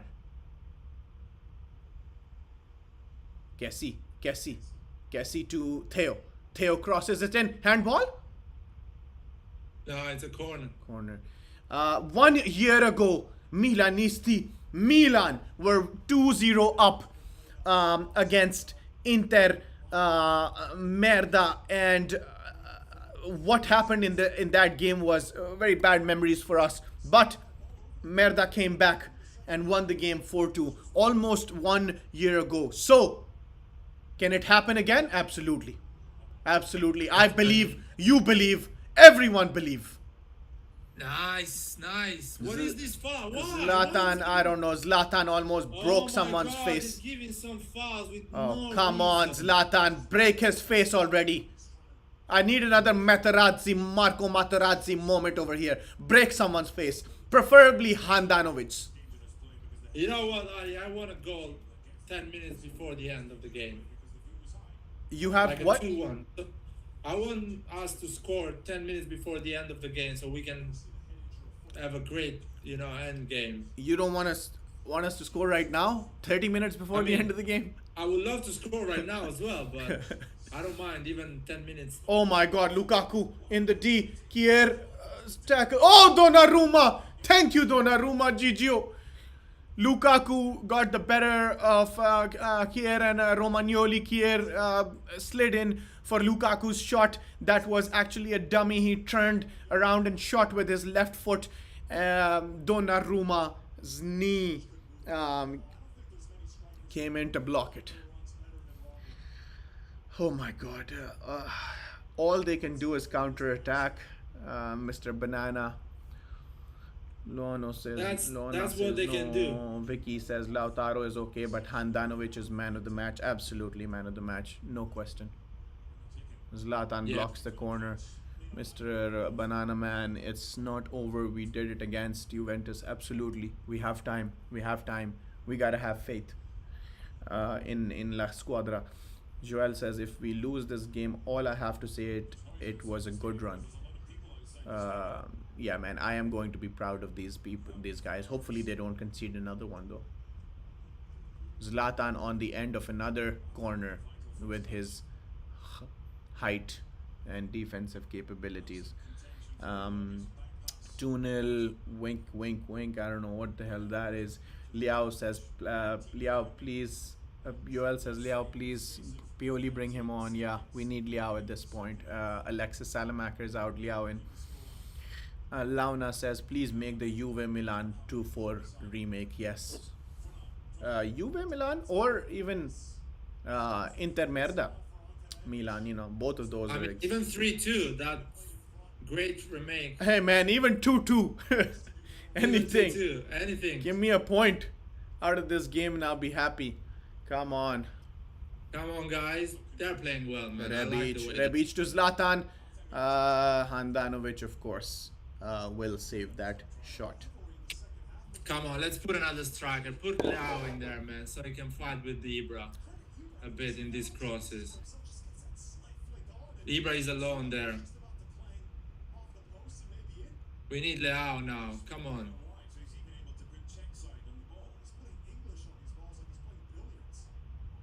We need Leao. Mr. Banana Man says 3-0.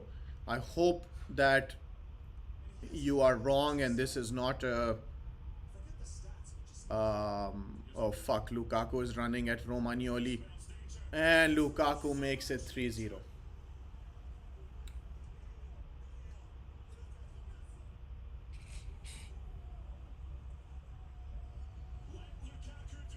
Fuck it.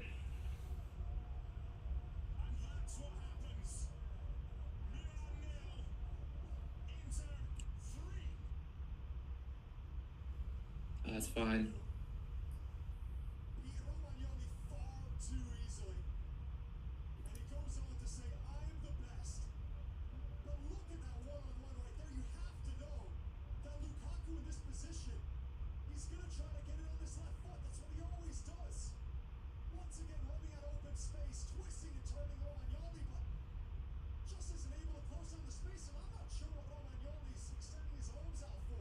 Yeah, man, we need someone with pace in defense. 2021, you need fast defenders. We need a fast defender. Romagnoli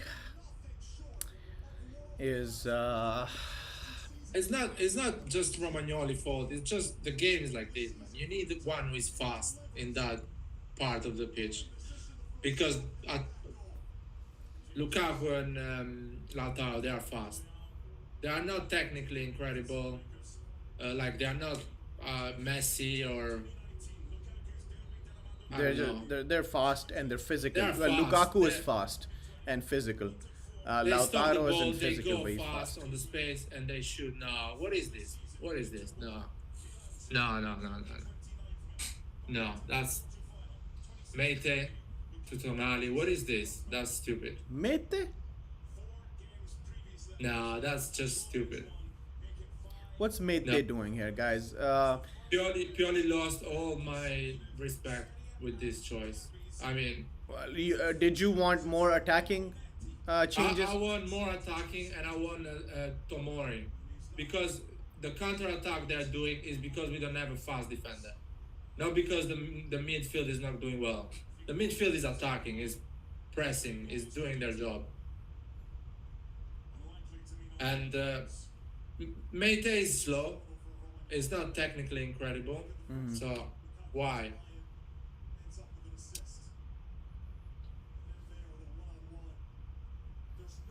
Leao is in instead of Selemaker. But Meite Tonali is such a stupid change.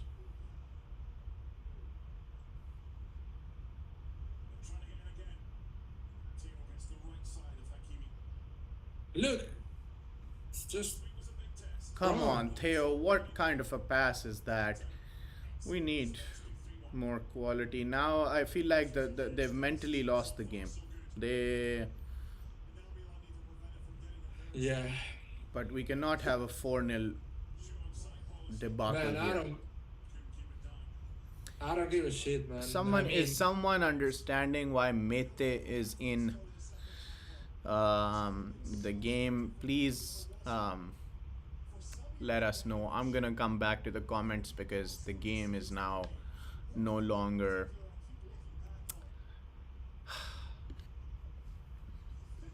entertaining me anymore. Leonardo NBA says, "Get Romagnoli out of here." Leonardo, what NBA team do you support? Let me know what it is. I'm a big Laker fan. Well, kind of a bronze sexual. That's why I'm a Laker fan. Um, Liao is in. Let's see if he does what we kind of wanted Liao to do. Vicky I don't says the understand. scoreline is deceiving though. This is not like Atalanta. Absolutely. Agreed. Agreed. That scoreline, the Atalanta 3-0 was justified. We could not argue that scoreline. This scoreline, we can argue. This scoreline is not justified. It does not reflect the entirety of the game, or at least the second half, or how we played in the first 15-20 minutes of the second half. My God, Lukaku completely destroyed Alessio Romagnoli there. Romagnoli had to know that Lukaku is going to run towards his left side and take a shot with his left foot. He had to know that. He had to, and how can you not anticipate that? He gave Lukaku so much space, but then also he can't close him down because once Lukaku goes past Romagnoli, there's no way in the world Romagnoli can catch up to Lukaku. Wow, Rebic got the better of Lukaku there, throws in a cross that doesn't get to Zlatan Ibrahimovic. Milan now trying to get something back, trying to salvage something out of this game. Calabria with a cross to Zlatan. Zlatan was held on to by the defender. What are these guys saying? Vicky's DB is angry. Nikki says Lazio's dog. Leonardo NBA Tomori with 0 Italian is 10x better than Romagnoli. Yeah, man. I think it's time to have some tough conversations about Romagnoli. I think it is going to be. Oh, Zlatan Ibrahimovic. I think it's going to be one of the big discussions in our podcast that is coming up on Wednesday. We are now doing a weekly podcast. Rossoneri TV is doing a weekly podcast with all four of the team members every Wednesday. And for sure, Lyot, would you agree with me? This Wednesday, Romagnoli is going to be a topic of debate. Yeah, definitely Romagnoli and the fact that um, I mean, I understand he's the captain, but he doesn't need to play always Yeah, if he's not exactly. performing or if he's not 100%. If he's not, Yeah, see, the the captain is not higher than the team. The team has been elevated by Paolo Maldini, Pioli, and Zlatan Ibrahimovic, and Masara, and all of them during the last during the last year and a half since January 2020. And during that elevation, we have seen multiple players change the quality of their game. Namely, Kessie, Chalhanoglu, Calabria. These three I players mean, were there before and are here now and have elevated their quality. And then there's been Ari, some new additions. Ari, when Maldini was playing at the end of his career, and we had Thiago Silva or we had other defenders, if Thiago Silva was in a better shape than Maldini, Thiago Silva was playing, man. And Stam was playing centre back instead of Maldini. Ancelotti would not feel hesitant to. Exactly, and Maldini was the first one saying, you know what, these guys performing, he's performing better than me. The game is fast, and we need Stamp, we need Thiago Silva, we need this centre back, and they were playing. So I don't understand why Romagnoli should play every game. This is a game when they're gonna counter attack. I knew it, and I'm not even, I'm I'm not an expert, Yeah. and I knew it. They're You gonna don't have to do be counter like an attack. expert analyst to know how what element is going to be important with Inter, and that element was pace today. Who's pace? You need someone fast. You don't need experience. And another thing is, Romagnoli is never win anything to say, oh, we need experience. It's not It's like not like he's talking about, he's played the Champions League or. yeah, But I mean, respect to him. We still respect. We still. I yeah, have yeah, massive but respect to him. But a decision needs to be made. You need to try more things out. You need to see a game. We need to see as Milanisti a game in the near future against a pacey attacking side where Kier and Tomori are the partners at defense. I'm gonna go back to the chat.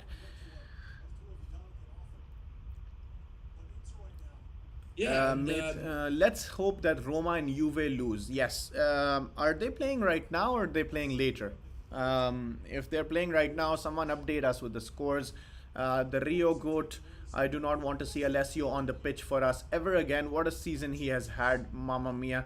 I think that's a little too harsh, but we see your point. We're going to discuss about Romagnoli. Zlatan off for Samu Castillejo, which means Liao is probably going to, either Liao or Rebic are going to go up front as the sole striker. I think Matthew says Leao we is have going the to slowest central defenders in Europe. Yeah, very slow. And in the modern game, and with Pioli's high defensive line, slow centre backs are not the way to go, or at least not both. We can have one centre back who's skilled and maybe a little slow, but the other one then has to compensate and be fast. yeah, exactly. So it covers all the runs like this. Yeah. Gucci Mucci, sorry, says you see the players got the hit. Liao Launa says Liao. Love Liao. It's okay, man. At least we didn't have to get knocked off Europe to challenge for Scudetto. Bring 2020 back. Since 2021, AC Milan played worse. Yeah, man. 2020 was a completely different story. We have now lost 4 games out of the last 10 games. Now Inter is breaking away again. Lautaro Martinez running into space, trying to get the better of Kier, but Simon Kier did not let it happen. Necklord says, bit late for Liao now, isn't it? Yeah, I mean, it's you still got to make the changes and see if we can salvage something out of this game. I mean, I still want to see a goal because I want the scoreline to reflect at least something that Milan put out on the field, and that was, they put some quality on the field. They attacked for a good amount of the game. 3-0 is not a fair um, label on this game. Skillard says, "Thank you, Romagnoli, for proving you're the slowest defender in the league." Amir, the best real estate agent in New York, says, "All we are doing is praying for a cross wrong approach." Um, well, that's what. Oh, Lautaro Martinez somehow has the ball. Calabria back to Salamakers in the. Um, all we are doing is praying for a cross wrong approach. See, that's what happens sometimes when you have a team that features a lone striker like Zlatan Ibrahimovic. Teams who play people like Zlatan Ibrahimovic tend to sometimes resort to ugly football where everyone's just crossing to that one big guy. That's a general thing that always happens no matter what team you are on. If you have a one big guy like Zlatan in the D, and you're specifically when you're losing the game, you tend to play that kind of ugly football where you will just throw in crosses left and right and try to shoot arrows in the dark. Thick Size says Donnarumma will leave at the end of the season. Hakan will leave at the end of the season. Ibra will retire. Romagnoli will still be captain. We need quality players, but we can't spend. Back to the banter era. Regardless of my comments, I'm Milan for life. I do not agree with this negative approach at all. You are speaking out of your heart, out of emotion, rather than your brain right now. Tick Size, sorry, I know we love you. You're a dedicated supporter over here at Rossoneri TV, but you need to rethink. You are thinking completely out of this negative emotion right now. Milan actually is on a generally considering in generic terms, Milan is on an upward trend. They are having the best season in 10 years, and they are on the way back to the Champions League. And Ibra is probably going to sign for another season. And we are building a very strong squad. We have a very strong squad. So all that you are saying is wrong. In terms of Hakan and Donnarumma leaving and us going back to the banter era. We are just out of the banter era, and we are going to stay out of it, especially considering we have Paolo Maldini, Massara, Moncada, and Pioli as the people in our government. Highly disagree with you there, Tech Size. Ari, still 11 players of Inter Milan are inside the box. Yeah, exactly. That's been the story for this whole second half. They destroyed us on counter-attacking. No, I want to say that they have an attitude of a small team, a Serie A small team. So they're not going far. That's why they didn't do anything in Champions League. This is their attitude. I mean, well done. They won the derby, and yeah, they're gonna be happy, supporters and everything. But their attitude is a small team attitude. They are not going far. And for AC Milan, if they keep playing like this, we're gonna get a lot of points for the next 15 games. So I'm pretty positive. I was worried with Spezia, but now I've seen them play. They are a good team. We are a good team, so we are going to. Yeah, I was worried with Spezia also, but I have seen some. I'm going to try and focus on the positives. In the Rossoneri review. I thought the magic was finished, but I saw this game today. Yeah, and the hope is restored, right? Hope is restored. We play football, we attack, and it's ironic. We play like this. It's ironic that in a 3-0 defeat, we actually have some hope restored, logically speaking. Yeah. As I say, even with Spezia, I don't mind losing, but if the team plays, but the way they played was ugly. Who knows about football knows that 1-0 for Inter, we had 3 clear chances, and Handanovic saved the game. Yeah, Handanovic, literally, we could have taken the lead and then focused on defense, but Handanovic just was a complete fuckface masterclass. Handanovic saved their season. Very true. Not just a game. This was probably the biggest game of the season for them. Milan still trying to make something happen. Davide Calabria crosses in. Hakan Çalhanoğlu. Rafael Leao. Look at the way that we move the ball. That's good. Yep. I like how they've approached the game. We just got fucked on counter attacks. Can't do nothing about that. There's no two ways about that. We need to focus on some speed in the defense. We need young defenders to study Thiago Silva. Man, Thiago Silva, what a talent he was. I will never forgive Galliani for what he did with Zlatan and Thiago Silva. There are reports that Galliani made the deal with PSG without even Zlatan knowing about it. I'm not sure how true that is, but yeah, I will never forgive. I mean, Galliani and Berlusconi gave us a lot before I became a fan, but I respect them for what they added to our history. But what they did in the end was just unforgivable. I would like to hear more from the fans that have supported Milan since the old days on what their opinion is on Galliani and Berlusconi. Maybe we can bring it up in our weekly podcast. Gaming Beast says, come on, we were at the top of the table and we are going back to 6th position. I don't know about 6th position, man. And no matter what happens, we are still staying 2nd place right now.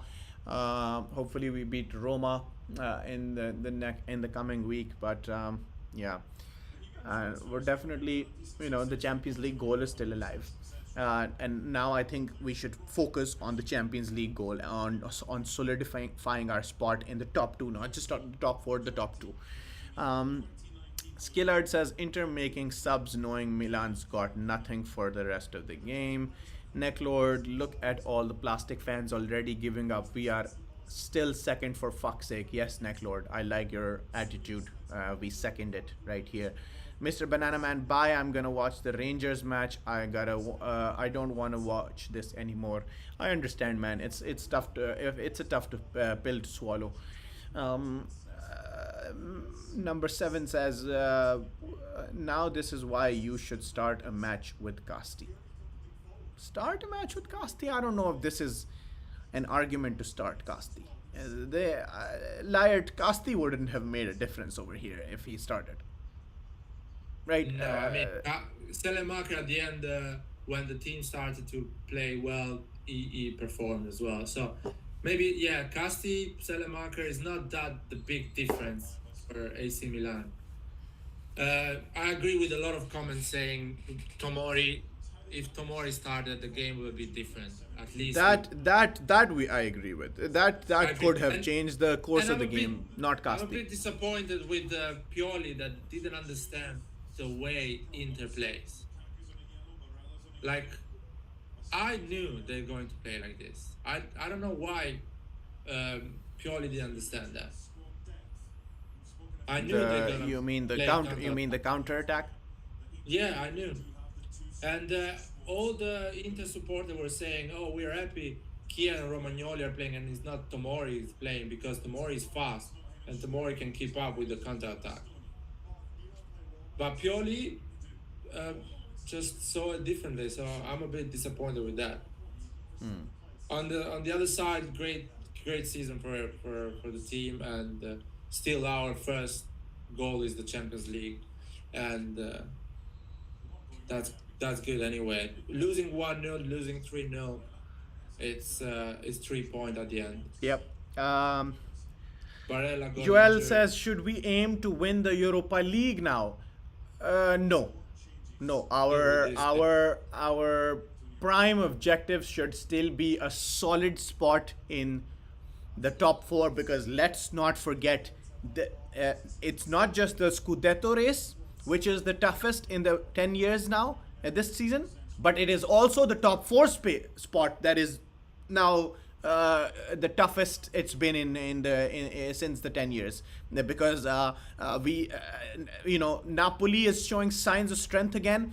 Lazio is a strong team, Roma is a strong team, and we all know Juve, how they've been coming back into their usual self. and of course Milan and Merda. So our focus, prime focus, should still be the top four and really locking in the top two. I would say, let's go for the top two. Um, and of course then have some focus in the Europa League as well, especially if we beat Red Star Belgrade, and after Red Star, if we face a big team, one of the big English sides maybe, then that would be great for practice in terms of going to the Champions League next season. Leonardo says if we started Tomori over Romagnoli, this game would be 700x different. Sorry, but Pioli needs to man up and bench him. Yeah, man. We agree. We need to see Kier and Tomori. Also, tell me what NBA team you support, man. Um, Muchi says Chala hasn't shot once on goal. Ooh, Liao to Casti taking a shot into row Z. Um, Chibuzo says Romagnoli's poor defending threw the game away to Inter. Being a captain should not guarantee him a spot in the starting 11. That we agree with the most. Being a captain does not mean your spot in the starting 11 is a guarantee. And that should be that should be a captain's armband should not give you any sense of entitlement. You shouldn't take anything for granted.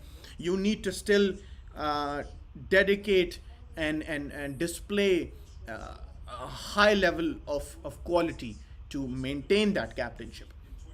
Let's not forget that when Romagnoli became the captain, the team's overall quality was much, much lower than today's Milan's quality. Much lower. We had like 7 different players back then. Probably all seven of them have been sold because of their lack of quality. So let's remember that Romagnoli, when he became captain of a Milan that was much weaker. Ooh, Rebic almost got a really good goal, left-footed goal. Of course, Handanovic, this fuckface, saves it.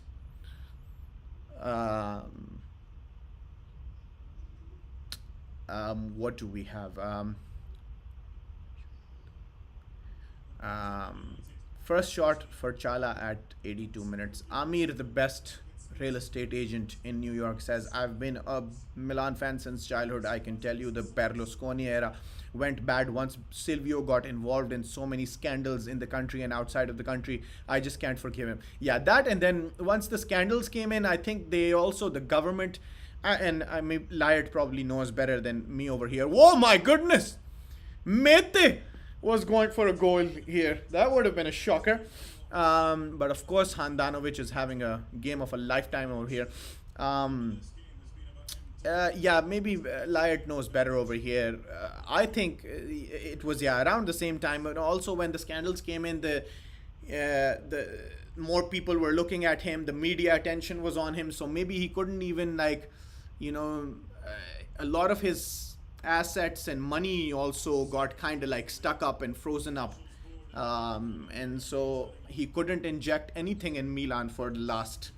No, he had to sell AC Milan when Milan sold Ibrahimovic and Thiago Silva. They were thinking to sell AC Milan already because Berlusconi had some financial issues in court. He had to pay 750 million euro for a cause. Yeah. So at that time, AC Milan value was a billion. So his family thought we cannot afford any more AC Milan. And then Barbara Berlusconi took over, and then Galliani for three and a half years made only loan and free agent signings. Yeah, they had to dismantle all the big player. Zlatan and Thiago overnight. That's the night that started the downfall into the Bente era, right? The night Zlatan and Thiago were sold. I think the problem was the first, the first and then also all the legends retiring at the same time. Yeah, definitely. But the legend retired, and the second the ownership, the Chinese ownership, was a bit an issue because they didn't have the Oh, money they that promised. even dug us into an even bigger hole. Because if you get a solid owner that actually has the money and does what he promised, and it doesn't buy a team with debt, because they used money they didn't have to buy AC Milan. So that's all the issue we had. Yep. Ayan says now I think we should focus on Europa League. Amir for selling the team to the Chinese money. Can I ask you something? These people say we should focus on Europa League. Where they are from? Which country they come from? I'm Okay, just curious. everyone who thinks that Milan should focus on the Europa League and winning the Europa League, tell us where you're from. Liart maybe has an interesting Because idea. because I'll tell you something. No one in Milan or in Italy cares about Milan playing the Europa League. Yeah, the Italian supporters from back in the day, maybe. The core supporters, the one that answered on social media, the one that go to the stadium, the Curva Sud, doesn't give a shit about the Europa League. And I think international supporters as well of AC Milan, they need to understand this. Europa League is made from UEFA to make money with TV rights, but as a prestige, it's basically zero. If a supporter had the chance to go to the stadium and watch AC Milan in Europa League, probably the stadium will have like 30,000, 45,000 supporters. If you play a Champions League team, there is 90,000 people, and another 10,000 are looking for a ticket. To understand what is the value of Europa League for a team like AC Milan, stadiums are empty, TV rights are ridiculous, energy, injuries during these games brings just problem for the Serie A. I don't know why people really care about the Europa League. If you are a real supporter of AC Milan and you know a bit about the story of AC Milan, Europa League brings just trouble. Benacer injury, Mandzuki's injury, going to Serbia, flying there, playing 2 hours in a cold and coming back and playing the derby. That's just problems. And you are 6 points from the 5th position now. Game over, Milanisti. Game over. Game The over. referee has blown his whistle, and Handanovic, I think, is man of the match, And Danovic is despite man of the Lautaro's match, 2 in goals. my opinion. Yeah. We will wait 5 minutes to get Roy and Aaron, our 2 other team players, Rossoneri team players, in for the post game talk. Stay with us for a little bit. We're only going to keep it to about 15 to 20 minutes. We're going to answer all your questions. So put in your thoughts, your questions, your concerns, any kind of thing you want to let out, whether it's positive, whether it's negative. Put it all down, because we are bringing in Aaron Morali, and actually Aaron is not coming. Oh shit. What's going on? Nothing. Look at the chat. Look at what Aaron by mistake said, and don't say it out loud. Let me check. It's on WhatsApp. Oh no, he didn't say it by mistake. He was okay, we are bringing in Roy. Roy is coming in. Give us just a Well, second. I feel Aaron. Aaron is probably the from 4 of us is the one who actually loves the team in a different way. I would say, because the house I agree. is full with jerseys and small things of AC Milan. So it's like I agree. he's an hardcore fan, and I feel him. He's suffering probably more than all of us. Okay, Mr. Roy, can you I'm do a suffering. sound check, please? Roy, give us a Roy. sound check. Good morning, Roy. Hey, can you hear me? Yes, sir, we can hear you. Roy Levari is in the house. Signore, signori, we have 33 of you for the post Can game. you hear me? Yes, we can hear you. Can you hear us?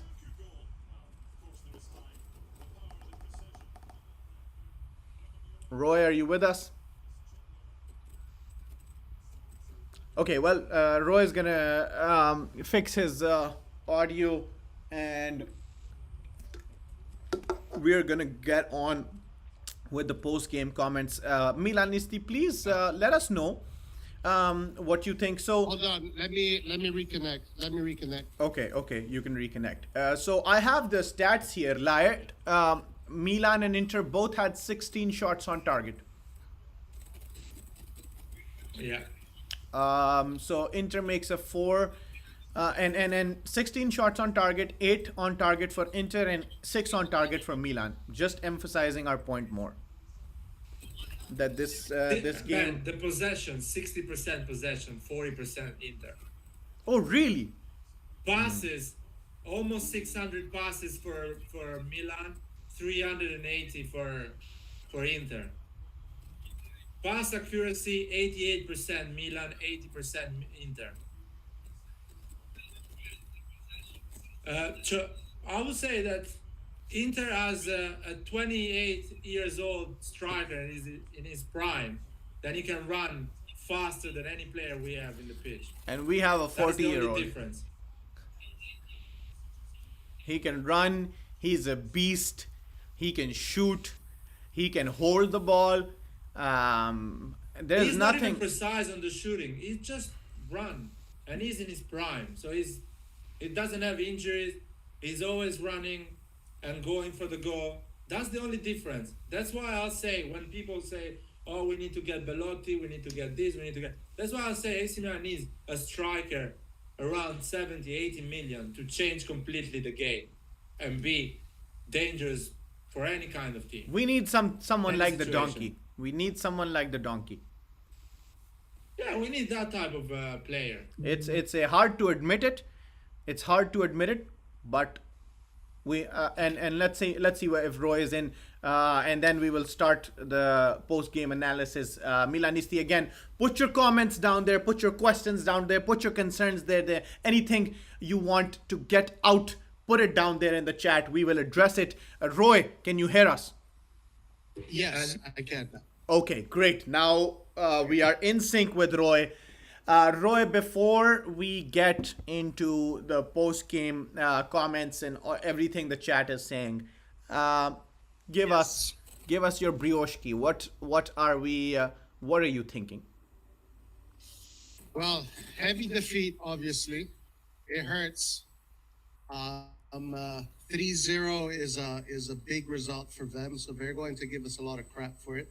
A lot. So expect that from the The merda tifosi. Right. Well, am I that surprised? I mean, look, Milan right now is going through a bad spell. All right, and this is normal in football. You have teams that are going to go through a bad spell. Inter's going on a better spell, but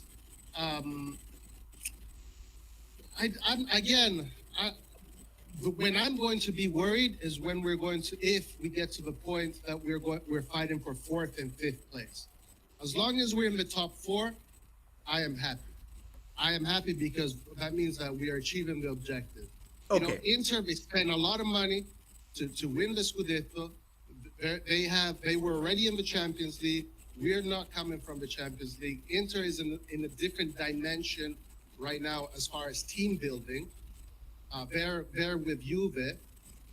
So, you know, Milan is not there. Milan it was built to take the top four. As long as they're achieving that, I'm happy.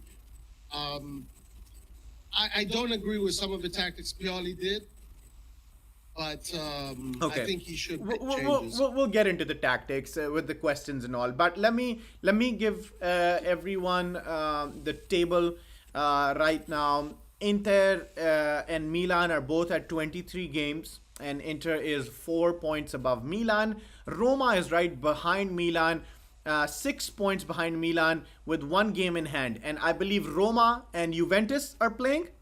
Yes. Is that true? Or what's? No, Juve is playing Crotone and Roma is playing Benevento. So both of them have games that they can win. Atalanta and Napoli are playing against each other. So we hope that the Atalanta, even though they're behind us, they're 9 points behind us, both of them. We hope that that game can be a draw, but more importantly, the Roma Benevento game, which is going to start in about 4 hours, and the Juve Crotone game, which is also starting in 4 hours. Guys, the stats of this game show that Milan took 16 shots, Inter took 16 shots. Inter had 8 on target, Milan had 6 on target. Milan had 60% possession versus Inter, 6 or almost 60, versus Inter's a little over 40. Um, is the 3-0 scoreline reflective of the actual game, Roy? Well, I mean, Handanovic had a few miracles there. So Milan. I think he could was have man of the scored a few match. goals. I think he was man I of the think- match. Yeah, I think that's fair to say that he was definitely man of the match because I mean, he's one of the men. But yeah, you could say that he definitely now should have they scored 3 goals. I mean, they had a lot of open chances. So to me, a high score makes sense. But I think we should have scored a few goals. Absolutely, absolutely. Let's jump on to these questions and comments. We have a lot of post game comments. Let's see. We were talking about Berlusconi and all. Zlatan, SM says Zlatan needs better service. All his chances he created out of nothing. Still unbelievable from Handanovic. Yeah, man. I think more than Zlatan's chances, it's on Handanovic. Handanovic had an absolute stellar of a game, an 11 out of 10 performance. So we would have definitely been either 1-1 or 2-1 up. We could have been in the first 20 minutes of the second half, where we were just flat out dominating Inter Milan. And Handanovic was making miracle save after miracle save. And after that, when we conceded the second, of course, the tides changed. But Milan still continued to attack. No, absolutely, absolutely, Ari. That moment right there was a defining moment because that was our that's where we would have gotten the inertia to maybe even win the game. Yep. But Handanovic had those super miracles that then gave the energy back to Inter. So, he made a big difference. So Iber says, I guess we're going to lose against Roma either. I don't like your comment, bro. Lyot, do you think Milan is? I mean, they've definitely performed very well. Arguably. How are we going into this Roma game? With confidence or without? How is Pioli going to take this post-match locker room talk? I mean, I think it's positive. Like, yeah, we lost 3-0, and it's the support is gonna suffer a lot. But I think the team is confident because they played well. They know till the 16 minutes, Handanovic saved the game. No one in the other 10 players, Inter players, saved the game. Handanovic completely changed the season of Inter Milan in that 10 minutes. So the team is playing well. The performance is good. So we're going really positive with Roma.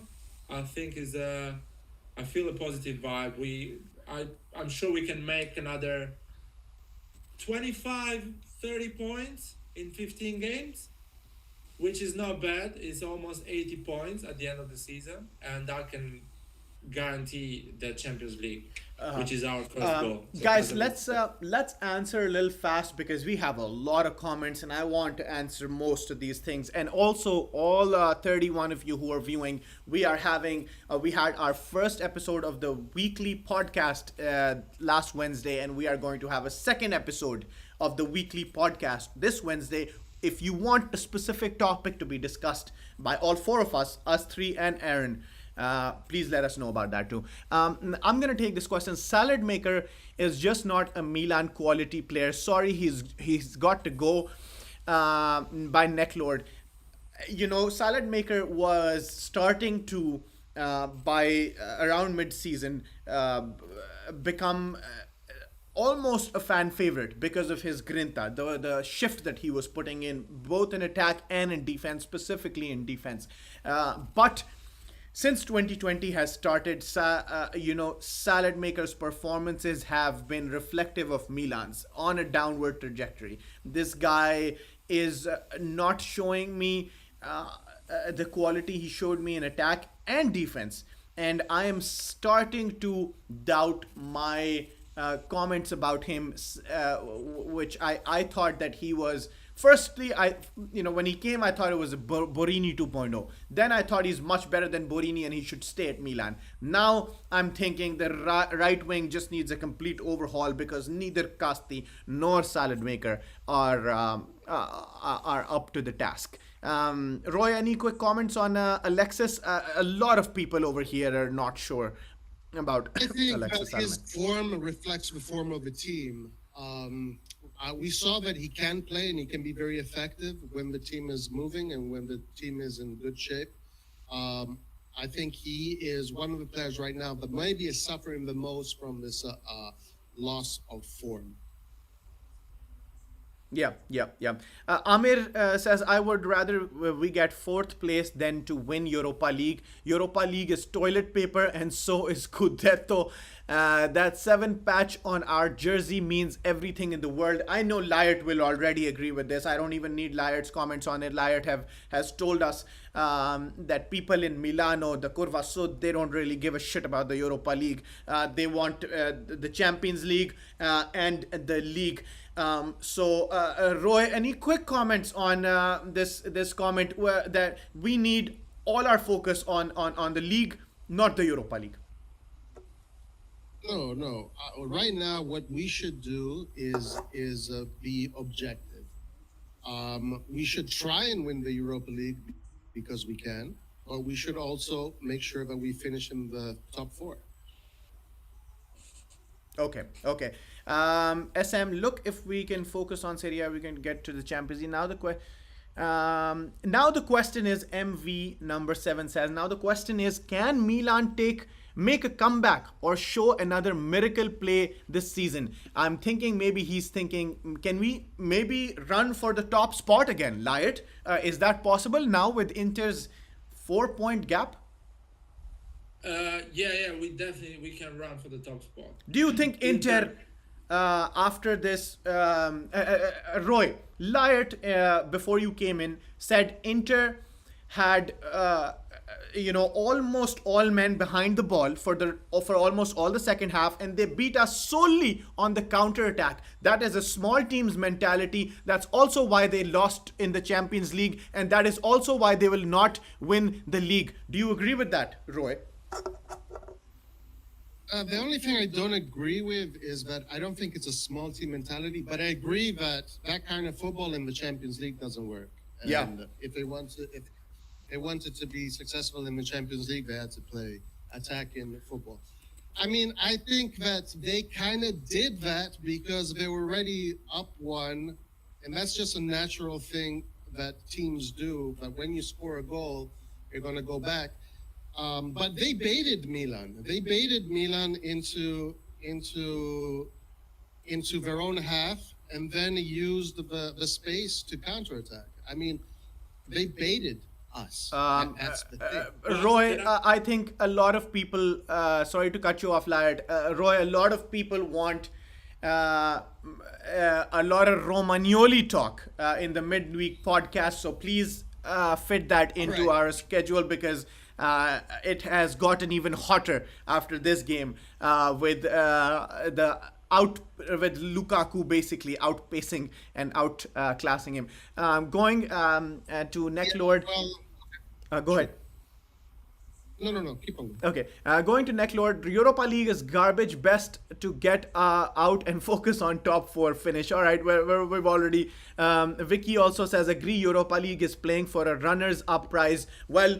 a lot of the chat people are in agreement. At the end of the day, it's this badge that's on our sleeves, not something, not another trophy, not the Europa League. It's the daddy trophy, not the little cousin trophy that the Europa League is. So I agree with the Europa League guys, but we also have, and you'll hear this again in the podcast on Wednesday. This team Rossoneri is kind of divided, with Lyot and I being a little anti Europa League, and Roy and Aaron having significant, substantial arguments for putting in a shift. So stay tuned for the podcast. Chibuzo says, I wonder why some fans are pessimistic. No teams win the league in February. There are still many points to play for, and yes, we are still in the title race.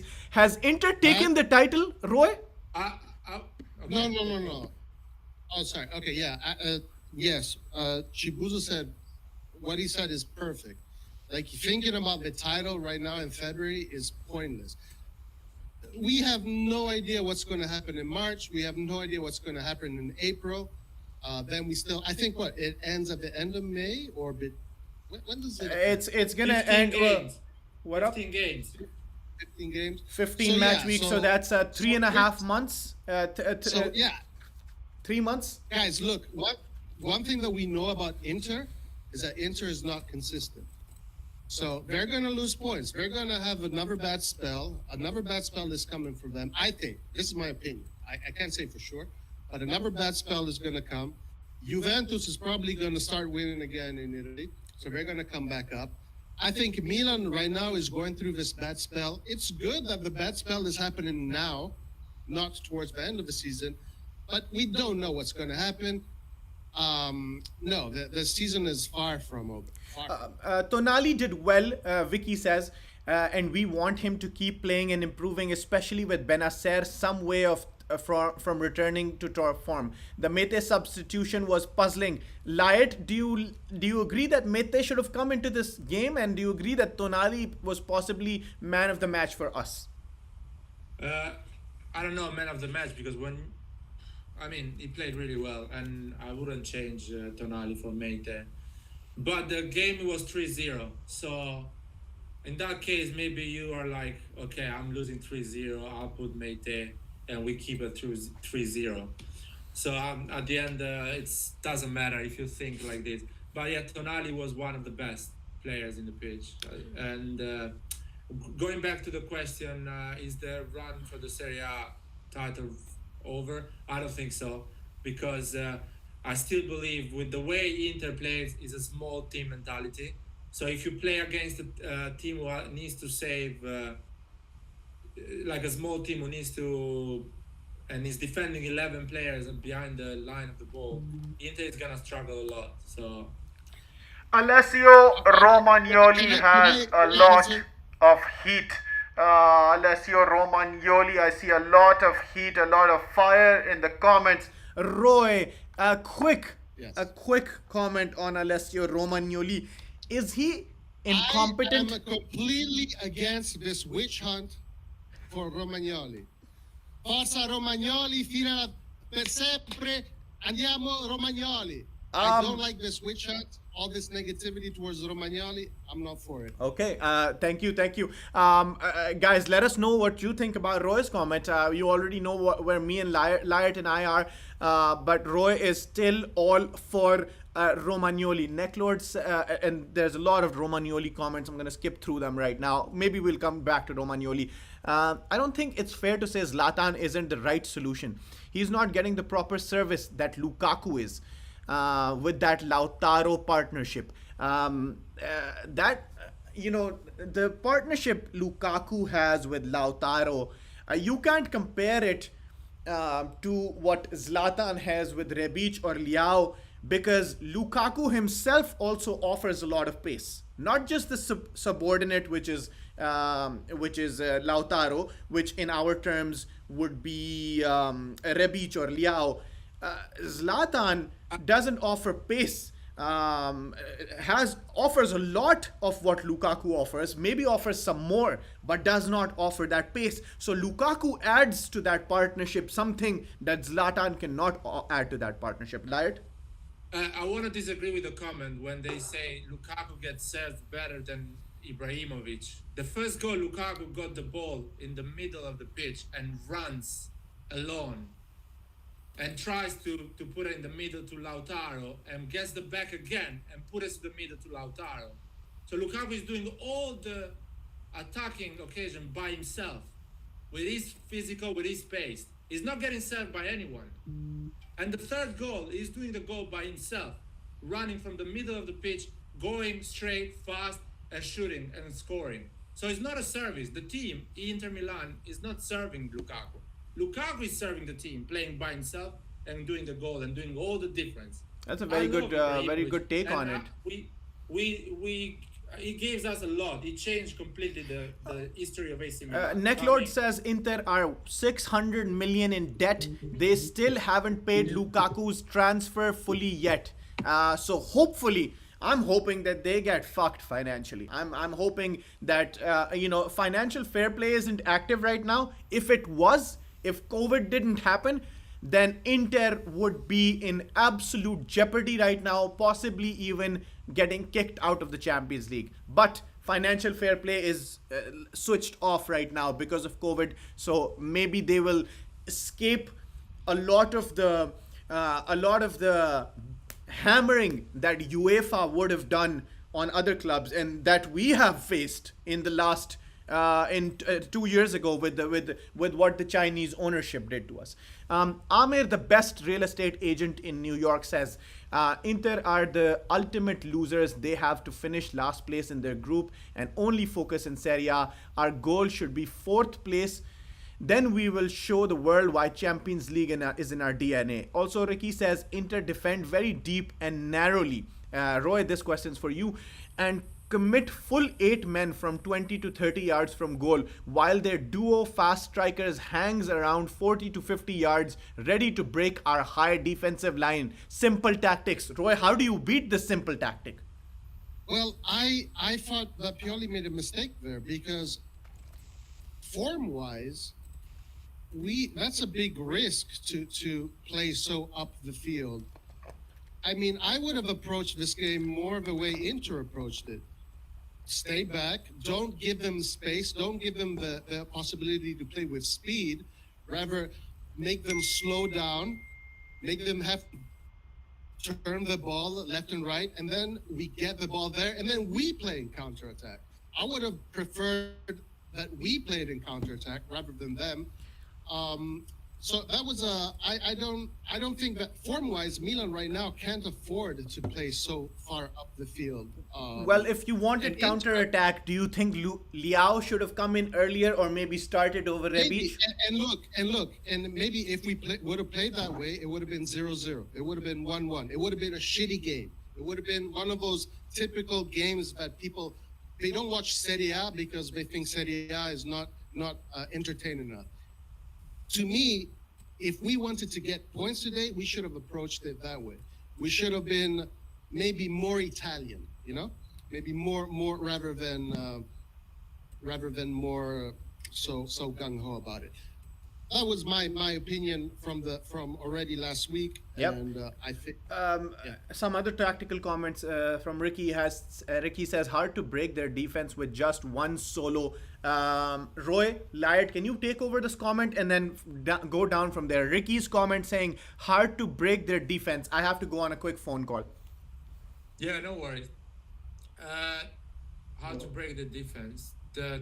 Just keep trying, and in another day you score, and Andanovic doesn't save the goal. In these days, you just lose. Just it's football. I mean, such a lower defense. He has this strength and weakness. So there is not a formula. If you have technical player with a high technique, like I don't know, we have Çalhanoğlu and Brahim Diaz and Leao. Maybe you can try something more, or even Castillero has more technique than probably Selemacher, which is more physical and fast. But There is not a formula. You just need to move the ball fast and be creative.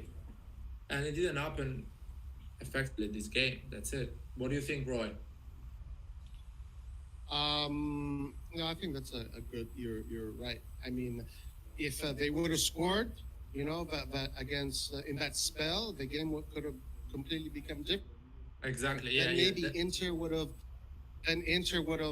played more open, right? They would have attacked more because Inter would have left more space. So those moments define the game. Definitely define the game. I agree with your answer. Yeah, somebody saying Lucas is saying that we kind of beat them with a high press, and well, I agree. I agree with your analysis, Roy, saying that probably we could get more from this game if we defend and go in counter attack. But I see the team in a long perspective. I see this AC Milan team winning something or succeeding in Serie A with the high press and with them controlling the game and creating a lot of chances. So um, I prefer to keep playing like this. I prefer to be with the high press, fast, and creating chances, high defensive line, and try to win it properly, then defending. Because in the future, you're going to get a lot from this type of approach and this type of attitude. And yeah, Yeah, I probably you could have draw this game with your tactics, but on the long run, you get more with this tactic.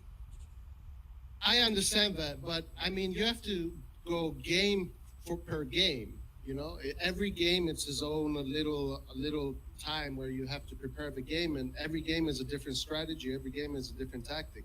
If you're the coach and you see the team is in good shape, and you can do a high press every Sunday, every Wednesday, and attack, then you do it. But then if you see that the team is losing form and you have to make adjustments, and then plus you're playing against a team that is in good form, you have to counter that, and maybe you have to sacrifice But entertain. I wanna It, say it, something yeah. because I don't know. We played better than them with the high press. We played better than them, and we could have scored and win the game with the high press. The fact that we lose the game with them, I think, was that the Romagnoli or our defense were too slow on going back to Yeah, their counter attack. that's where I disagree. So I mean, I Tomori, agree that you invest on Tomori. You have to put him in the pitch with this type of games. That's no, it. no, I agree with half of that. I agree that maybe we could have won if we did the high press, but you have to consider that there's another team you're playing against, and what are the weapons? Like what are the weapons of your enemy? You have to counter the weapons of your enemy. And the weapons of your enemy today are Hakimi, Lautaro, Lukaku, Barella, Eriksen, all players that play in speed. You give these players space, they're going to take you. I mean, Lukaku is Belgium's best player. You got Perisic is one of Croatia's best players. You got Hakimi is what I think he's Egyptian, right, or French? He's Egyptian. Morocco. He's one of the best. He's a great player. Lautaro, Eriksen, one probably the best Danish player. So, these are their weapons. How do you counter their weapons? Don't give them space. That was what I would have done. But obviously, I could be wrong. We don't know. No, no, it's we're talking something that already happened, so it's like there's it's just talk at the end. It's not we're not gonna change anything, unfortunately. Some people says look at purely coaching records. He's never been competitive for all season. Uh, I don't know. It's the maybe it's right, but I don't believe in these things. I think still Pioli has it. I still think Pioli can perform this season and get a great result out of this team. The player believes in him. They run for him and they give everything. So I'm not worried about that. Of course, you in a long term, what do you see? You see someone of Pioli staying 10 years or Pioli staying 3 years? I would see more Pioli staying 3 years, not a 10-year coach or 5-year coach. So definitely you need an upgrade in the future, but you need an upgrade with the coach when you get an upgrade with the team as well.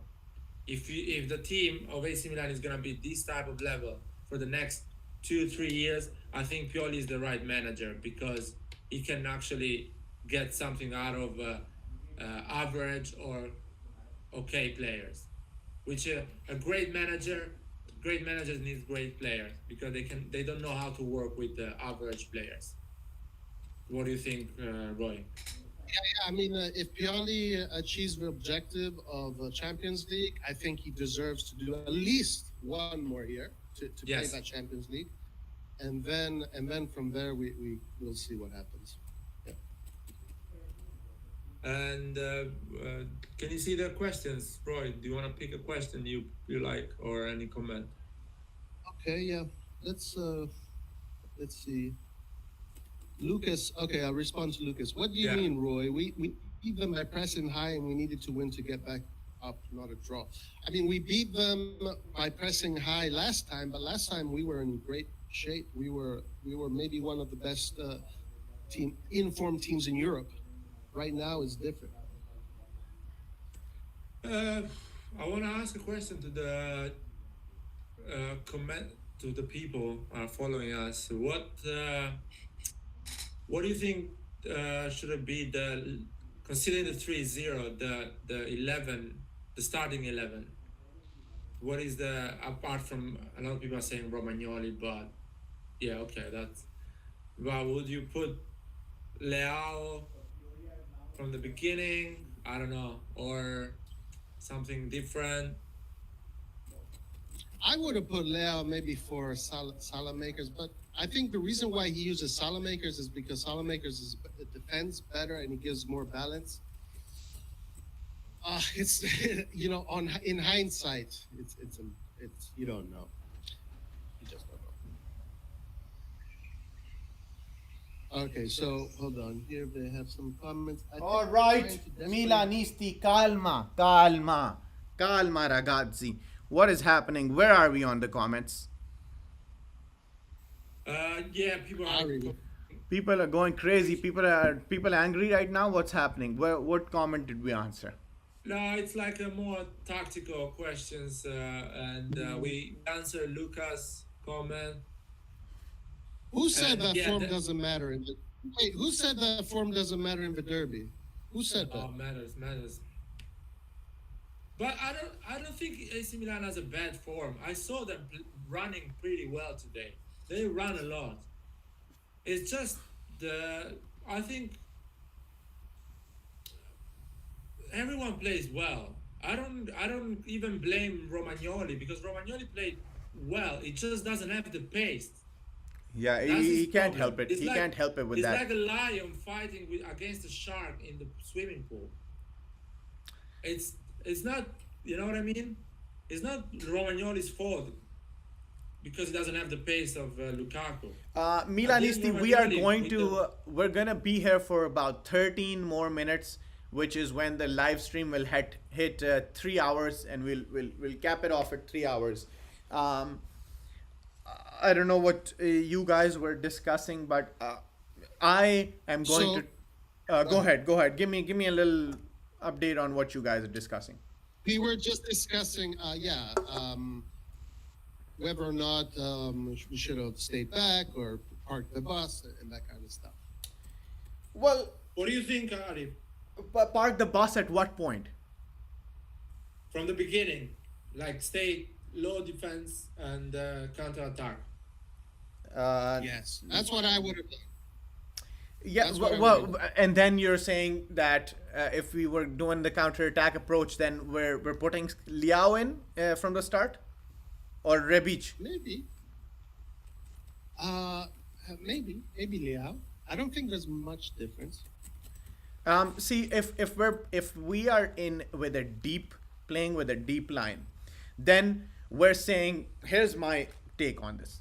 You guys are discussing if we wanted to focus on defense and counterattack. Defense and counterattack means we're playing with a deep line, correct?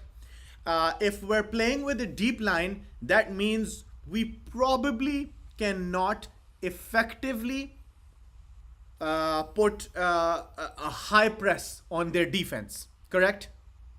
Yes. Now, the best part of our game, the most beautiful, the most attractive football that we played in this game was when we pressed them high, when we broke their playing from the back, and we put pressure on their defense, stole the ball, gave it to Ibra. Ibra was heading it. Handanovic was having the Lord and the angels behind him saving the goal. So that's my argument to it. If the best part of our game was the exact opposite of a deep line and defense, it was high press, which also, of course, leaves us vulnerable at the back because Romagnoli and to some extent Kier can't chase Lukaku. So I think I don't agree with that because the best part of our game says otherwise. It says that we actually performed better in the first 20 minutes of the second half when we were pressing high. What do you guys think? Yeah, I like the high press. And if you play counter attack with a player like Ibrahimovic, I don't think it's gonna be effective. If you have a striker like I'm saying big names like Mbappe, which has pace, is strong, and he can Man, actually what the fuck play would Mbappe counter-attack. do to our defense? What the hell would we do if we faced PSG? Well, you need to go and buy him if you want to play safe against PSG. No, I mean, if we were playing Mbappe, we would absolutely. I mean, if we were playing PSG, we would absolutely, no question, had to start either Kalulu or Tomori, one of the fast guys, right? There's no question about it. Look, Yeah. I think we can move on from this subject because we've gone over and over it. Okay. I'm just saying, my argument is just, I'm not saying that we have to do this now forever. I was just saying for this game. I was just thinking about this game. Yeah. But you're right, Ari, that what our biggest strength has been our ability to play up the field and pressure and then steal the ball there. And make something score. happen. Give it to Hakan. He does something with it. Yeah, and I think that when they're going to be back in form, they're going to go back to that. But I was just talking about this game. But we've just spoken about this subject over and over again. We can go on. To Yeah, this. I want to take this question from Amir, the best real estate agent in New York. He says, I'm just wondering what happened to the confidence we had. Remember at Christmas what happened versus Lazio. Now we look to have lost it. How? Why? What am I missing? I'm gonna add to his question versus Lazio and versus Genoa and I think Parma. In the space of 1 month, we had 3 comebacks from 2-0 down. What's difference between that and right now? I mean, even today we could have easily, again, that 15 minutes when Handanovic became prime Buffon, we could have, had that game today as well, where we could have gone 2-1 up from 1-0 down and then focused on defense, and it would have made much more sense. So I think this game we actually displayed confidence. After that 1-0 down, we displayed a heck lot of confidence. What we did not display confidence in was the Spezia game. I would have been unhappy if the Spezia was a 3-0 game, and Inter was a 3-0 game. And if you ask me, every day of the week, I will take this game, losing to Inter like this 3-0, over losing to Spezia or Atalanta.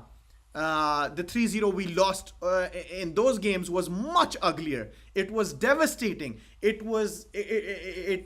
lowered my morale, my confidence in the team. But this game did not shake me even a bit. It did not shake my confidence. I still trust the ragazzi after this game. So I think we still have that confidence. Yeah. Maybe there's maybe more so than confidence, like that magic, The that magic. seems Yep. to not be there, right? And sometimes with that magic, you just need luck, right? For example, luck was also not on our side today with what happened with Handanovic. any one of those could have gone in any other day of the week. So we also were not on the right side of fortune did not favor us. All the goals that Lucas says, all the goals that we conceded came from counterattacks. We still had a good game. Let's move on and focus on Red Star. I agree. We should definitely win this Red Star game, though. Europa League is important or not, whether we focus on it or not. I think we need to go on in the round of 16. Yes. Of course, because once we get further, we're going to play like Manchester United. Exactly. Come on, guys. And Are that's you telling me and you that's guys, real are you practice. guys telling me you do not want to see Milan play against one of the top teams of Europe? Yeah, I want to see him again. And also, that's also the real practice for the Champions League, not Red Star or Olympiacos or Real Betis or any of these Bodo Glimt. That's not practice for the Champions League. The English sides and the Spanish sides, that's the Champions League practice. Yeah. And I want to add something about the what happened to the team. We played really well the first part of the season. I want to just say something. If we perform on the same way we performed the first half of the season, it means we do 90 points. And we need to be realistic. This is not a team who's going to get 90 points in Serie A. It's like a team who gets 90 points in Serie A is a killing team. It's Man, give me 3 quality depth players and we can get there. Yeah. By 3 quality depth players, I mean a prime replacement for Zlatan Ibrahimovic. A prime. I see the Juventus of 3-4 years ago. A team who got 90 points. That had 11 players And Napoli. And Napoli. Sarri's Napoli. So and this team, these 22 players are not that level. So I'm really happy if they do 35 points the second part of the season. Five minutes left. Tifosi, thank you for us all 20. Thank you to all 20 of you that is still with us. We're gonna close it in 5 minutes. Taking some last questions. Lona says AC Milan 15 shots, 8 on target, 59% possession. Merda 16 shots, 6 on target, 41% possession. They were just more efficient. And I would add to his comment that they were a little bit in luck as well in terms of the saves that were made. Also, can I say something Yeah. regarding those stats? Yeah. Those stats also don't say that Inter had easier chances to score because they had more. Milan had more difficult chances. Milan definitely had more. See, I'm feeling to. I don't know if you guys addressed this when I went away, but did you address creativity? There was a little lack in.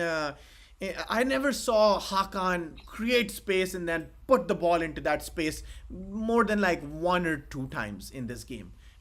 So when we're Roy, what do we tactically need when we're switching from one flank to another, right? Looking at one option, Calabria doesn't find anything, pushes it back to Kessie or Benacer. They switch it back to the left flank. Around that time, somewhere around that time, when you're switching and looking for space, is when that trequartista comes in and breaks the play and creates that little space. Is Hakan really what we need going in the future, or do you think we need another trequartista, or maybe more support from the double pivot? I don't know. Go ahead. Well, when a team puts all their defenders in the box, attacking them from the middle becomes very complicated because you don't have much space. So your best bet is to try to swing them to the left, swing them to the right. When you swing them to the right, you go back to the left is open, and put the cross in. It's a little bit more difficult when you have all those players right in front of you.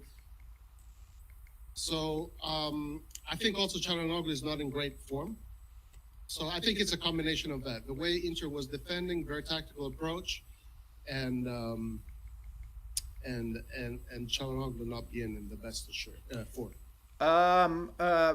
let's take some of the last questions now. 2 minutes left in the live stream, guys. SM says Chalha struggled a bit today in terms of creativity. Launa, bit of a controversial comment here, says Chalhanoglu, Ibra, or Mandzukic can be captains. I want to take all three of our opinions over here and maybe end this on the note. If I'm really looking forward to your answer, Roy.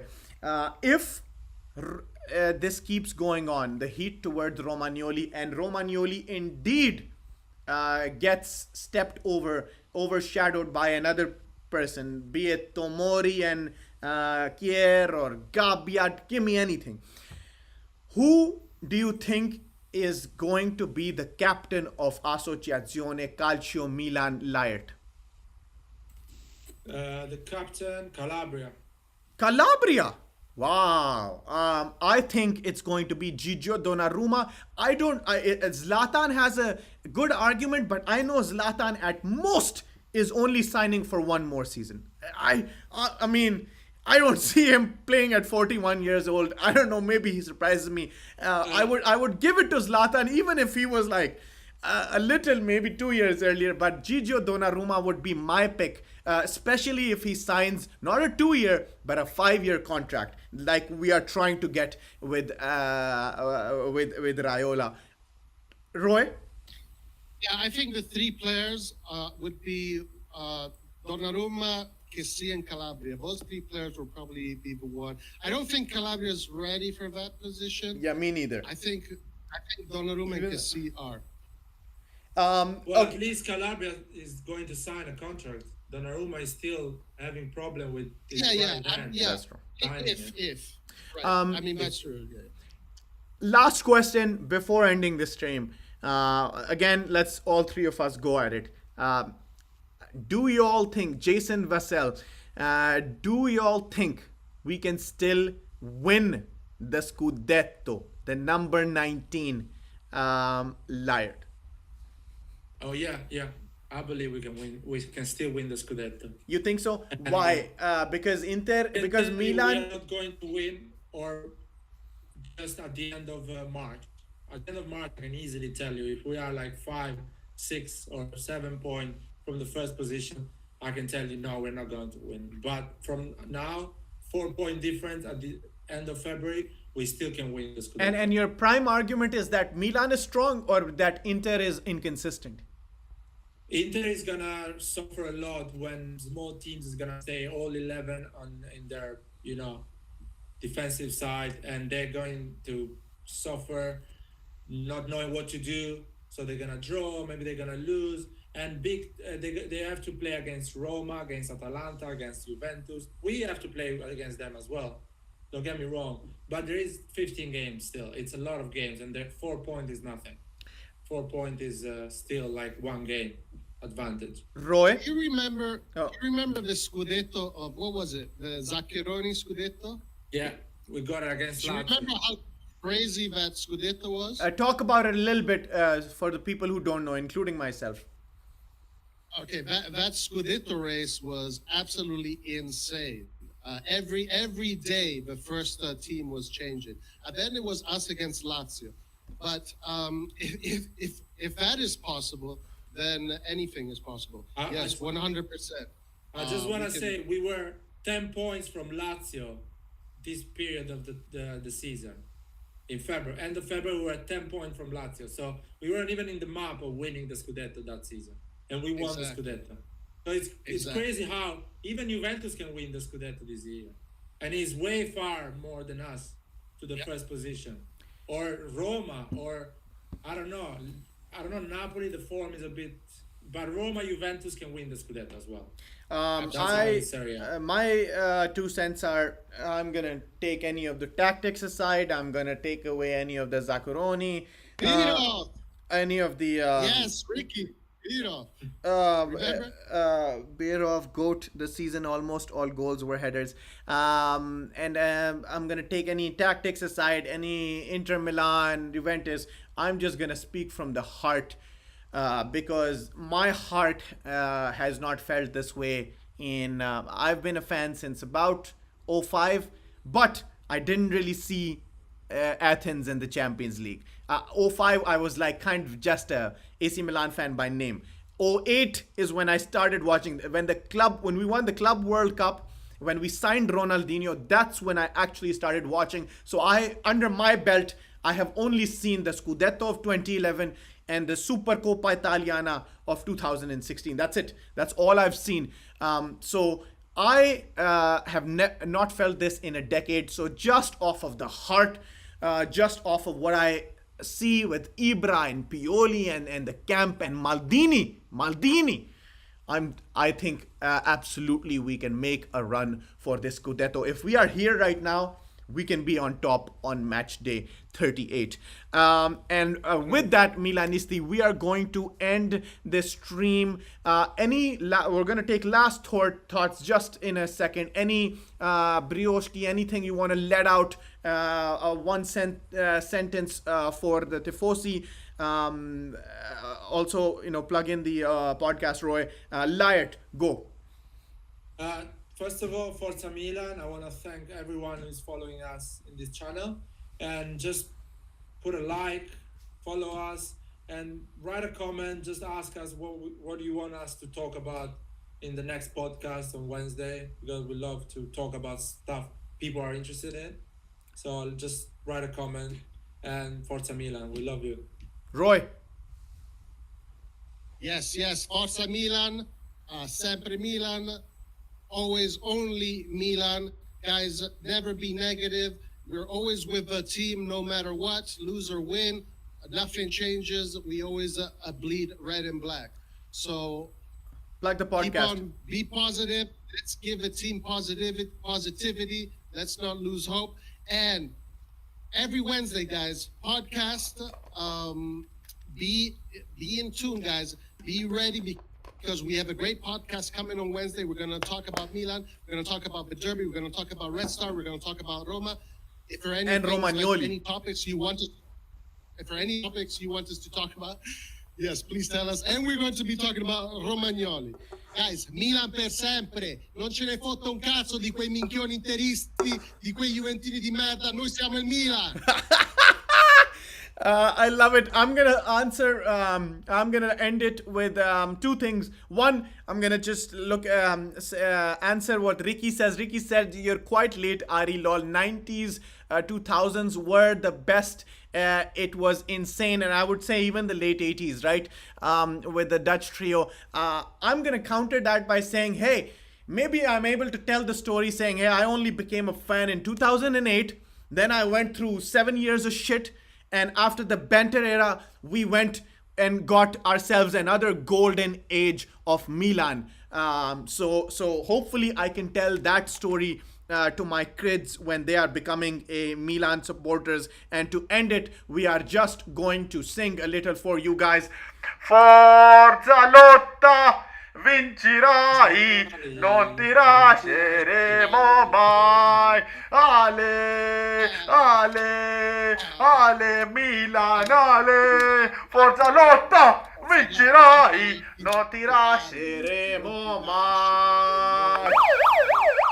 Grande ragazzi, ciao a tutti e Forza Milan.